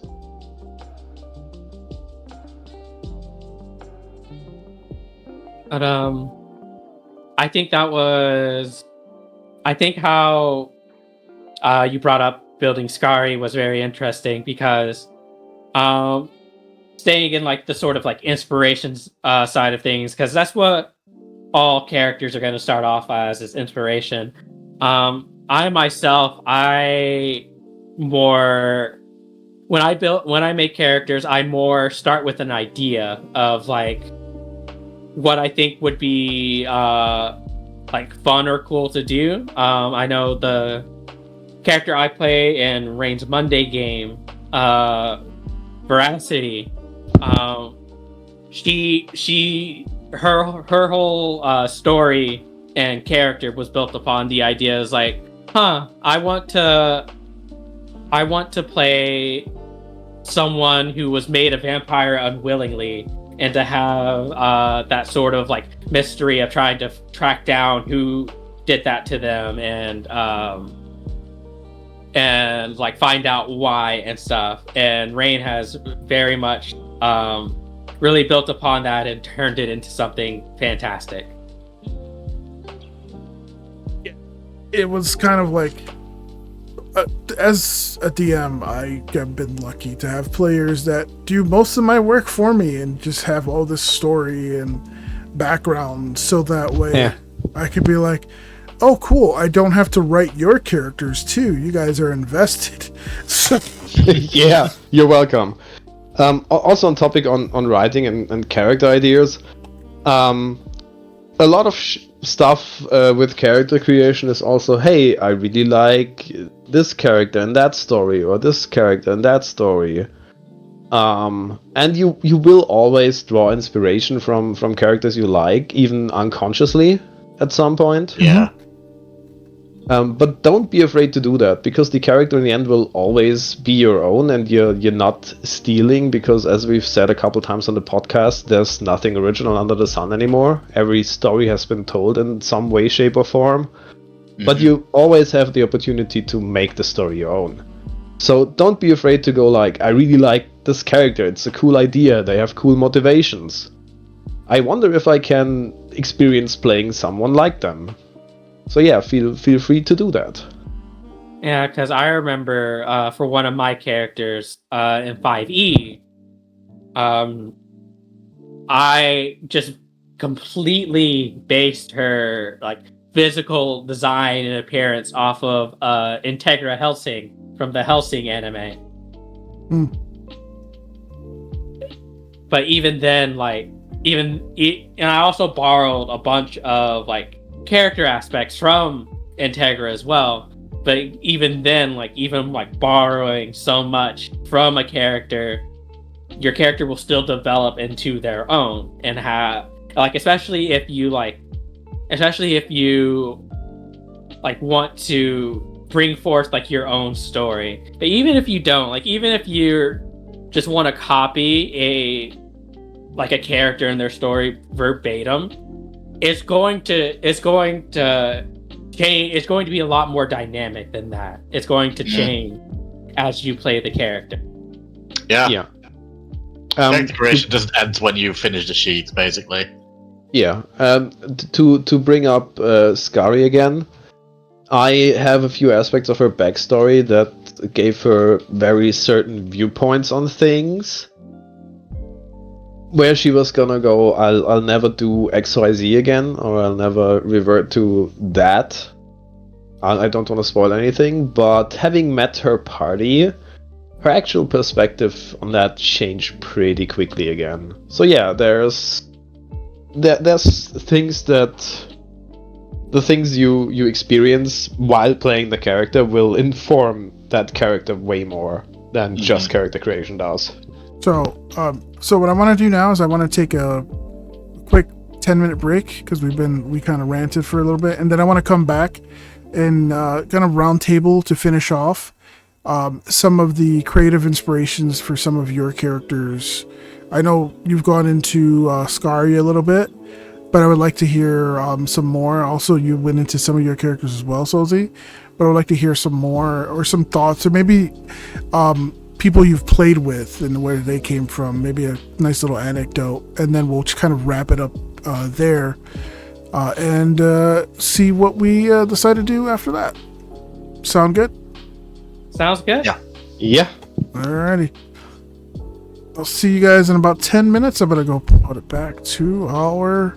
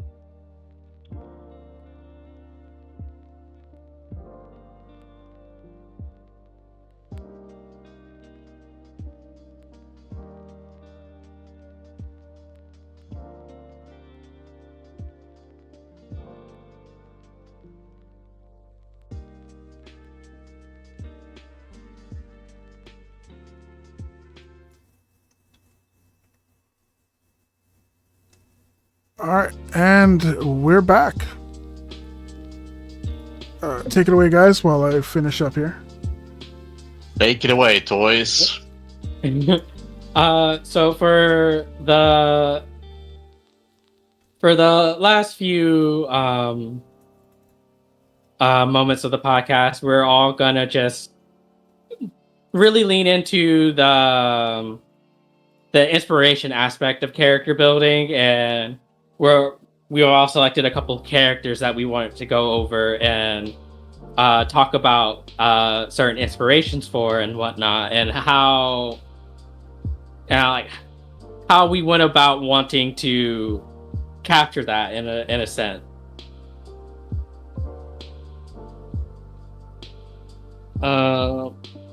Yep. Does anyone have their does anyone have things like ready to go? Because I'm still getting things prepared right now. Yeah, I could start with the current Shadowrun mage I'm playing. I'll have the art. I'll have the art up in a second. It's the first one with the cane. Oh wait, they both have canes. Damn, the one with the green tie. No, they both have green ties. Damn. The one without the coat. Now I got it. Yeah, so my Shadowrun group and me finished a 6-year campaign, I think 1.5 years ago, and we were thinking about making a new campaign.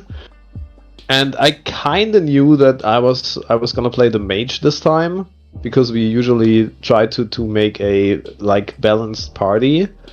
And then I was like, okay, I want to do a character that's different from the last one, and that's maybe a bit awkward in the setting. And Shadowrun is a very dystopian setting, where the ends justify the means a lot, morality becomes very grey, and I was like, no, I want to play a genuinely good person in Shadowrun. So I went about going like, why would a character still have a super strict, or at that point archaic, morality in Shadowrun? Well, in Shadowrun there's a mechanic that you can be born as an elf, dwarf, or troll before magic actually came back to the world, which in Shadowrun happened in 2012. So my current mage, since that is out in the campaign now, I can actually say it. He is born in 86. So he has lived in our world and knew what the world was like before the corporations reigned supreme. And he still kept all of those values. He's a very be good to other people kind of person, and he was a scholar and professor, which I went for my mage build because I wanted him to be an academic. And so the story for him developed. And that's how I went around building him. I gave him a lot of spells that are non-lethal. He doesn't have a single lethal spell because he doesn't think killing people is a thing you should do, which is very rare in Shadowrun. And yeah, that's how I came about to build Sigmund, my current Shadowrun mage. Who's actually... In Shadowrun you can do that. There's positive and negative qualities, and he has the negative quality that says Code of Honor, which restricts him from actually lethally harming people. And that's how I informed the decision of giving him that flaw, which is technically a flaw. Nice. Yeah. So for myself, there are really 3 characters that I play for the most part. There's obviously the one that is the avatar that I have right now, which is Rain. This one is simple. I just gave the artist a picture of me IRL and said, make me look like a really badass cleric. And make it look like I'm out fighting things and in shape and doing all this other crap and just stronger, like stronger than I am in real life, because obviously I'm not running around in battle armor like Sven. So that was pretty simple. As far as the inspirations for his personality, I mean, he's just like me, as if I didn't care. So I just says what I want to say, but I'm like, that might not be the right moment to say it, but he'll say it. And it's pretty. So a Rain that doesn't care. So what you're saying is not like Rain at all. A Rain that doesn't care about the repercussions of what he says. Okay, There's no filter, but also not Okay, that's fair. not of a lot of emotion. He's just nonchalantly will say it. Like he walked up to a woman and said she needs more clothes, and oh by the way, I'm a cleric. You have all these infections. You're probably gonna die, so you might want to make sure your things are in order. Bye, and just walks away. So it's like It's been fun to play around, in all honesty. anytime I go up to talk to an NPC, the entire party is like, no, we'll take care of it. My other character, Adira, was basically just made on a whim for like, hey, I want to play a monk in Pathfinder. So I gave some references, like a lot of like martial art style anime characters with kind of an idea and a concept, and I gave it to Corey, and she came up with the art, and she kind of was born from that. And a lot of her personality developed through the RP with Kelth or Adrian and Splat's campaign. So she's basically kind of a more positive side, because I originally created it for the campaign with Soulzy. I wanted it to be kind of like this positive monster hunter that, like, the world sucks, but at least I'm still alive. So that's basically where she came from. And then I just kind of kept going from that. Win is very special to me because that's a character that I created to cope with my grandfather's death. My grandfather, I was raised by my grandparents because my mom and my father weren't obviously, they were around but sick, accidents and other things that happened. So when my grandfather passed away, Win is a character that idolizes her grandfather and wants to follow in his footsteps because he was a famous adventurer. So she basically kind of embodies that like free spirit and adventure spirit that my grandfather had, and the stories he used to say and the things he used to do and how he used to like live in Florida and go hunting and all this other crap. And he had a pet snake, and he always tell me, so again, the dragon is the pet snake. The fact that she's an elf was a whole him in the woods, and he also was a big fan of elves in fantasy. Like he actually liked when there were elves in like Lord of the Rings movies and all that. So it's just a mixture of that. So that's kind of where she came from. So, and that's why I'm very particular about how she's used in art, because she's kind of like that, the precious bean. And that's why she has the very helpful tavern, and she's helping people, because that's what my grandfather used to do. So, hey, that's my stories.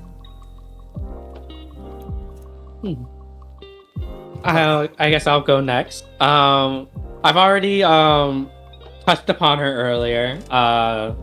Veracity. She is my Nephilim investigator in Pathfinder.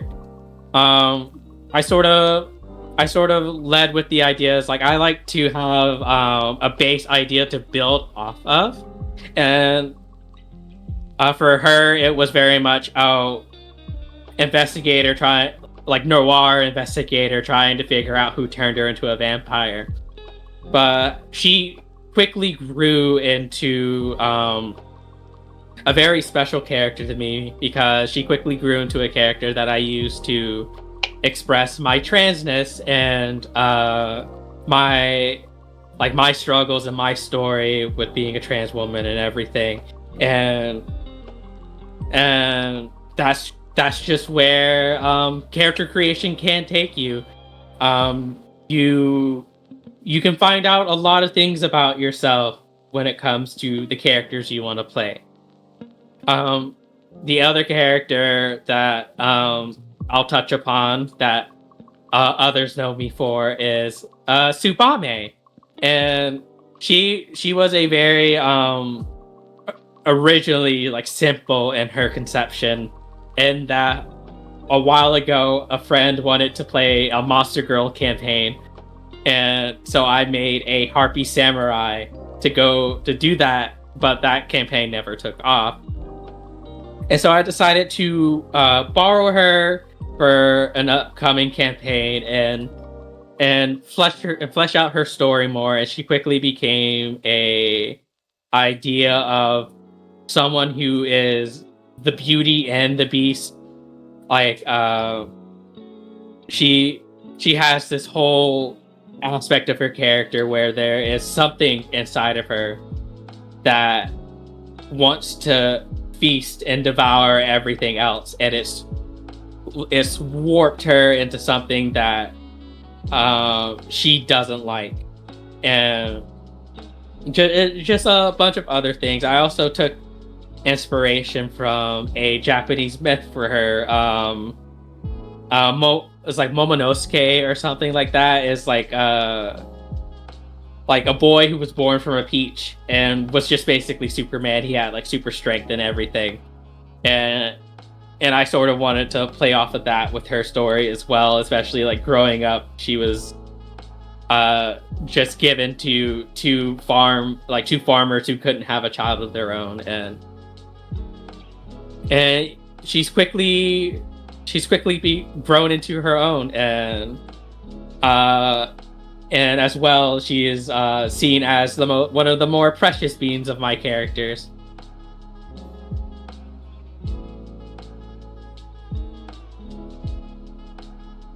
She is. She's also in the Lancer campaign. That is true. Yes. I repurposed her for Lancer as well. I've also repurposed Adira for Lancer and Sci-Fi, and will eventually do it for Shadowrun with I mean, we built Frax's Talia for Shadowrun, actually. good segue. Speaking, Yeah. Frax, if the floor is yours. That's my cue. Okay, so I'll start with Caleb because he's my oldest active character at this point.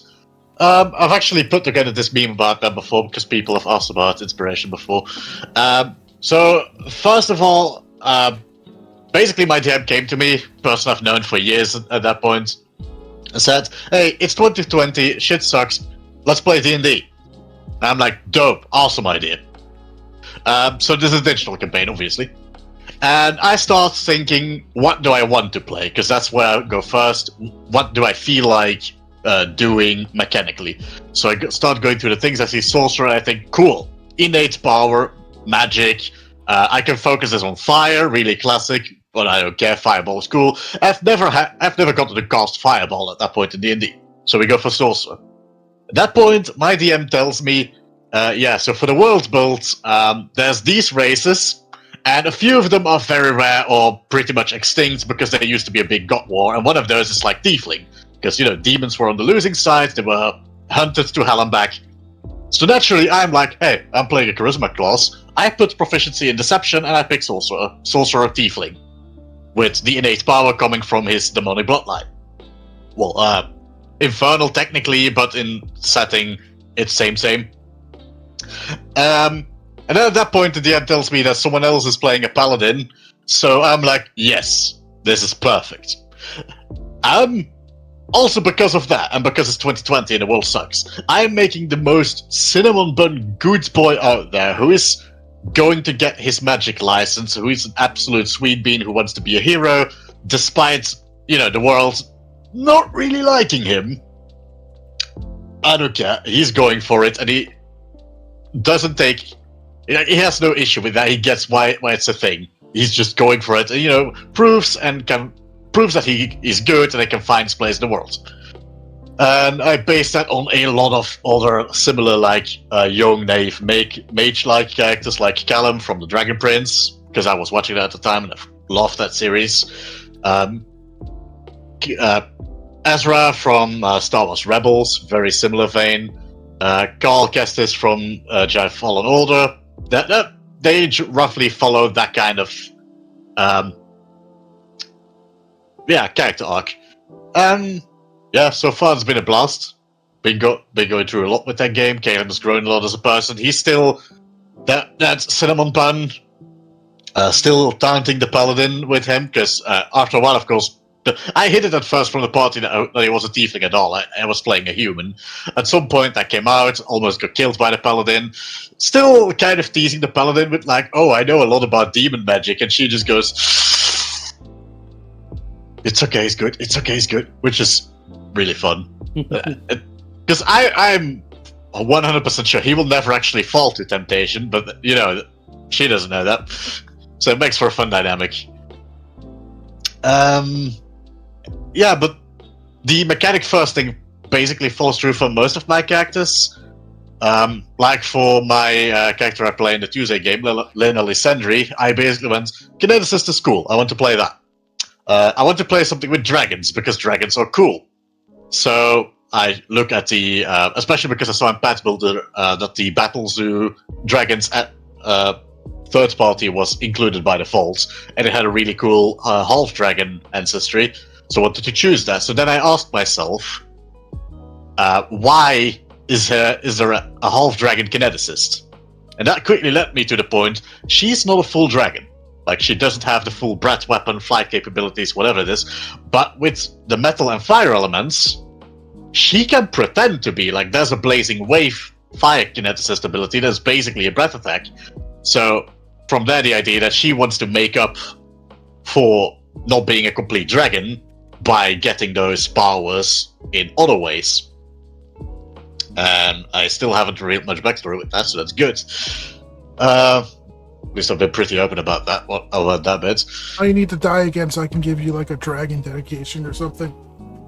I plan on taking Dragon Disciple up to a higher level. So yeah, because Dragon Disciple gives me access to form of the dragon and mighty form of the dragon at very late level, so I can actually temporarily turn into a dragon. Please don't die again. Scar has enough trauma as is. Yeah, I'll try my best to not die again. Then for aesthetics, I was thinking, well, metal dragons are obviously the answer for if you want to be a metal kineticist. I went with brass because they have the fire element for their breath, so that came together nicely with the metal and fire thingy. And then for aesthetics, I was thinking, she has metal scales. She can be using those for attacks and stuff. There's actually a monster in Monster Hunter World called Seregios that does exactly that, and actually looks brassy too. So that became a major inspiration, especially in like how I imagine she attacks, except for the goofy ones, because metal kinesis is very wide in what they can do with flavor. So you may have seen her conjuring up a giant bucknet, buckswatter, or making someone's dagger longer to stab them in the leg. She's not entirely serious, but that's fun. And yeah, at that point, my cheese branding had also picked up, because Caleb nothing special with cheese, but Pathfinder has a lot of crafting options. So for the final part, the crafting part of her Pathfinder build, I min-maxed her for cooking and alchemical crafting, so she makes cheese to help the party. Oh, that's something I did for Sue as well that I didn't really touch on with her inspiration. Yeah, Cheese? I purposely Cheese was your inspiration? No, but for food, right? Like Tsubame has a lot as well. Yeah, because eating was also like a big part of Tsubame, and so I was like, oh, I'm starting to get into cooking, and I want to like explore that with the character, and so I mainly just use that for Sue. Yeah, it's cool. I literally just did it as a meme. Like, I went through that with Esper at first, because she DM'd a beginner box for Pathfinder first, where I made Lena for. We basically went through it as a joke. Like, how much cheese focus can we put on this character? And we discovered that through Pathfinder and through the formulas you can get, you can actually do that pretty well and have it be mechanically pretty impactful. So that turned out very, very funny. The young Gouda of healing is added to the inventories of my party members by now. Yeah, it's a healing potion. I had to create a folder for Frax so that he can put all the images of cheese in it. Yeah, and so you'll be looking forward to that. Yes. And then, of course, my third big known character is Thalia, literally big. For that, I was thinking I want For now, I was basically challenging myself because for that game we had to make 2 characters, and I want to use the worst classes in D&D at that point and make him good. So I picked a ranger and a monk. Monk didn't turn out that great, so I don't really want to expand on that one because I just didn't really vibe with monk. But Thalia as a ranger turned out very well. I rolled well on the stats. And at a certain point when I was designing her as a Drake Warden, because I thought, hey, Dragon stuff is cool. Yeah, I do that a lot. My DM told us, as a party, that he wanted to use the encumbrance rules for D&D. And I was like, oh, fuck no. Oh my So God. I made her a ranger. And then I started min-maxing her for maximum carry capacity, which is incredibly funny because it gets really silly in D&D really quickly. Because she started out with 19 strength, quickly went to 20 when I took the Brawny feats from UA, which also gave me the little bonus that it doubled my carry capacity. And then as a ranger, she gets access to Enhance ability, which can double her carry capacity. And the Drake companion you get actually can also carry some more stuff. So... yeah, carry capacity wasn't an issue for me, And don't because I was forget not going to deal with that. her being in half-orc, giving her also double carry capacity. No, that's a brownie feat, but like, Oh, okay. story-wise, I did flavor it, like, because I like trope swaps. The second character, the monk, was her brother, so I put together a little family history to explain how that a half-elf and a half-orc can be twins. And I put a little trope swap there, because I thought that was interesting, where, Thalia, the half-elf looking of the two, still a fair bit of orc blood, came out as this really strong fucking titan of a woman, whereas the monk was more like the agile, dexterous, graceful type, despite being a half-orc. And a lot of their characterization came from that switch.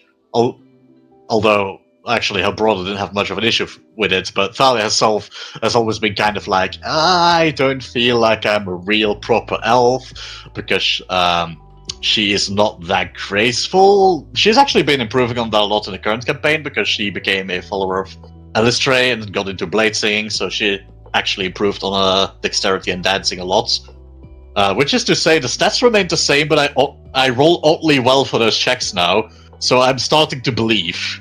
But yeah, no, it's fun.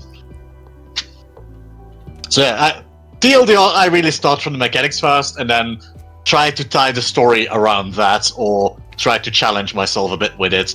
And I often min-max something that is stupid, because I think it's funny. And often, when you actually min-max something that's inconsequential, it becomes quite consequential in the funniest ways imaginable.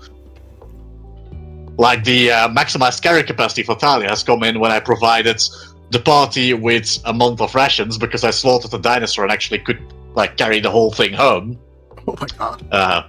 So it was almost 2,400 pounds of meat. That's amazing. Or when we had to escape a pirate hideout, because we had to go in, grab a guy, get out, alerted the whole hideout, but there was this big, giant massive wooden meeting table in the middle of the hall. So Thalia took the table, put it in front of the door, and said, "Good luck trying to reinforce us," while someone else was digging through the sandstone with, I think they had a digging speed.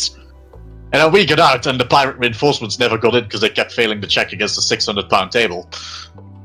That reminds me of a story of another character. I don't think we have time. No, we're gonna have to probably maybe see about doing that at some other point. It's gonna bring me up to our final segment, which is kind of gonna be going over some of the ideas that I want to have during the week or during the month, and finally getting a schedule and everything for some things that I want planned or we want to do in general. But before I get to that, was there any last comments on their characters, creation, anything that someone wants to add before I kind of go into the administrative stuff? I love all of your characters. That really is. I love hearing the process. I love hearing what they do, even in games that I'm not in. Just fucking nerd out about your characters. I love them. Yeah, I've said it before, but I want to reiterate: don't be afraid to steal, as in the sense of get inspired by other people's creations. Yeah, I pretty much echo what Khor just said. You'll make the character your own just by playing. Like, don't freak out about trying to come up with an original idea and stuff like that. Yeah, originality is that. From what I've been saying, you probably noticed that I'm not afraid to embrace some cliches, like the fireball sorcerer, the outright trope swap that I did. Like, yeah, I'm sure these are tropes. I'm just applying them to the half, but they're still tropes. But it's just fun. Like, a well-executed cliche or trope can be so much more fun than trying your best to be original, which is gonna fail anyway. Someone out there has done it before. Unless you're a caveman, in that case, congratulations, you're a genius. But All right, awesome. So let me transition to. Oh. All right. So first and foremost, I want to thank all of our hosts here: Khor, Frax, Soulzy, and Ophie, who had to leave, for being a part. I know Mel. I know Mel was available, but had to do some errands later on. So we actually got Frax in earlier. So I said, hey, let's bring in Frax and let Mel relax and take the day off. Definitely will be here next month. We'll see about what we plan to do for next month once we meet up. But one of the things I do want to kind of look into is kind of promote some of the things that I want to start doing. With the ATH brand, the ATH or Across the Horizon, Twitch, the YouTube. We do have a YouTube page which has the previous VODs on there. So if you want to watch us scuff and continue to scuff until we no more. And can't scuff no more, which will be never. But watch as we kind of go through and speak and talk about these topics or listen in on certain things or any kind of highlights. I will post the link, or the link might possibly be down below. I could also post it in chat. One of the things I do want to do going forward is number one, keep an eye out on Tuesdays, because that's when we do our stream. That's that campaign where Scary and Lena are in. A lot of fun. I really enjoy what we're doing with that, and I hope people can tune in for that, because I would love to see more people interacting with the group. Khor, you mentioned potentially doing a stream where you're doing some prep. If you're still interested in that, do you want to speak on that, or something that you want to do at some point? Yeah, I might most likely just do a bit of map building in Shadowrun and maybe building some NPCs. Nice. But yeah, that might be... It won't be like super entertaining. It will just be me clicking on stuff and chatting. But yeah. There's people making thousands with that. It's fine. Yeah. Nice. And another thing is, I do want to do a character creation for Shadowrun. I want that. I want to do that before Khor sends me to the afterlife. I will link our YouTube thing there, so if you guys want to see the previous VODs. But yes, want to do that. That's going to probably be sometime during the week. I'll post it up on a schedule on the same places, Discords and our Twitter, once I start using that a bit more to kind of promote some. Don't you mean X? I'm not sorry. You should be. You know what? I earned that for Ohio. So, another thing is, me and Frax do have to take Ophie through an RTS since we did play Magic. Yes. Ophie did agree last month that if we played Magic, which we did on stream, we would take Ophie through an RTS. So most likely we might do a Age of Empires 2, possibly. Yeah, it's probably the most accessible one. It's got a slight intro price, but it's very affordable, and it's the classic. It's one of the OG big RTSs, given a completely modern rework and revamp. It's still the game that it was, but it got polished. It's better. It's smooth. It's as if it's never been away, honestly. Yeah. So that's definitely something that we want to get planned during the week itself. I know me and Ophie have been playing Remnant 2. We might end up streaming that some more, which is a more or less Souls-like but shooter.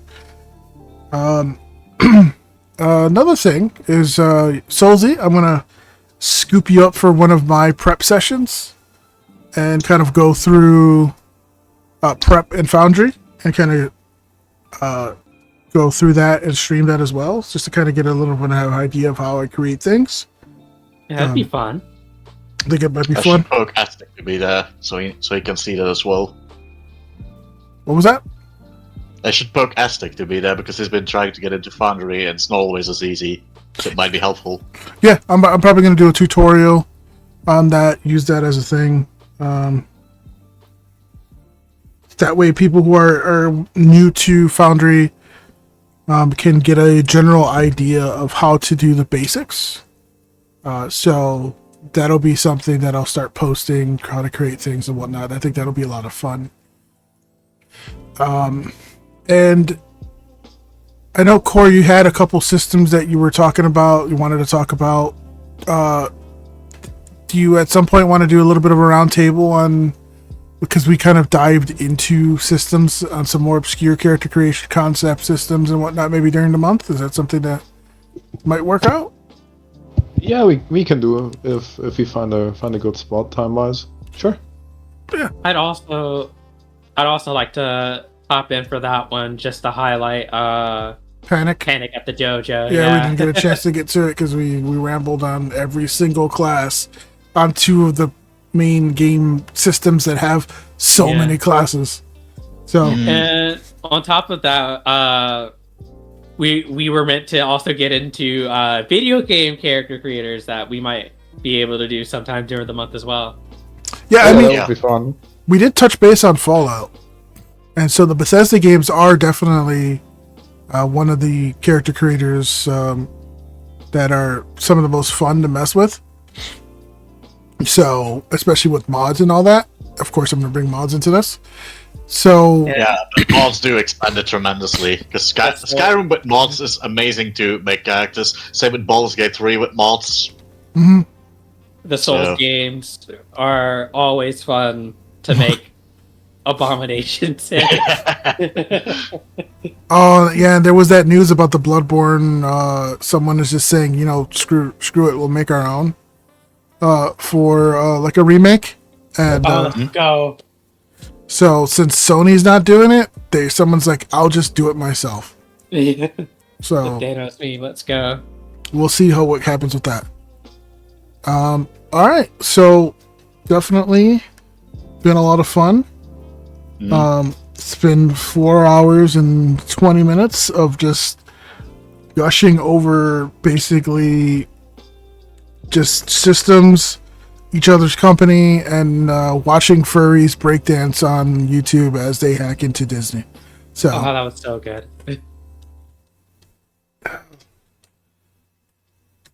I want to thank everyone for being here and always supporting. Hopefully we continue to improve. Please feel free to leave feedback. I know we have some scuff. We're working on it. We're going to get a director here that's going to be making sure everything is running in place. Thankfully, Soulzy and her team make it so much easier for us to organize and know exactly what we're talking about. So we do need to thank her for all of her hard work. You're welcome. Thank you. And let us see who is actually currently streaming. If anyone has suggestions, feel free to throw them in chat or throw me a DM as I search to see who we can raid. See, do I have anyone? I got no suggestion in particular, I think. Sabrina is on, I guess.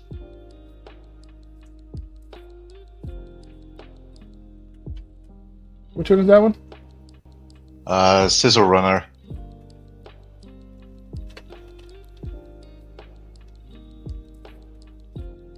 I unfortunately don't have a lot of people online. Wait, I'll see if I can get you a link. I got it. I got it. She's whatever that avatar is in the corner. Okay. She is a very special cat and a very cool artist. She's drawn Gruta, for example, a few times because she does dragons a lot. Nice. And she's been on stream with Corey as well. Yeah, that's where the Mamma Mia came from. Yeah. Oh yeah. All right. Well, thank you guys again. Love you all. And we are about to go raid. Show her some love. ATH Nerdcast out. See you guys next month. See you across the horizon. Roll I like that credits.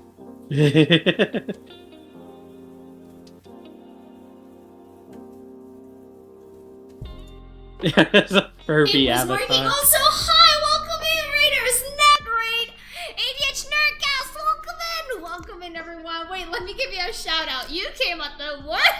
No, I'm just kidding. We're having so much trouble making this game work. I have no idea why it closes on me. It closes on me. Goodness gracious, let me give you a shout out. Welcome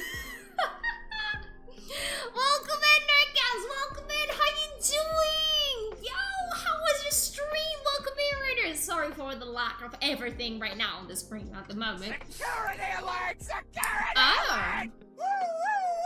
Well, you know what? I'm not one to shy away from it. So let me just wheel. Hello, welcome in everyone, welcome to Soggy Springs. I hope you enjoy your stay and be careful because first of all, you are in the splash zone, so you're going to get soggy. Second of all, Nerdcast.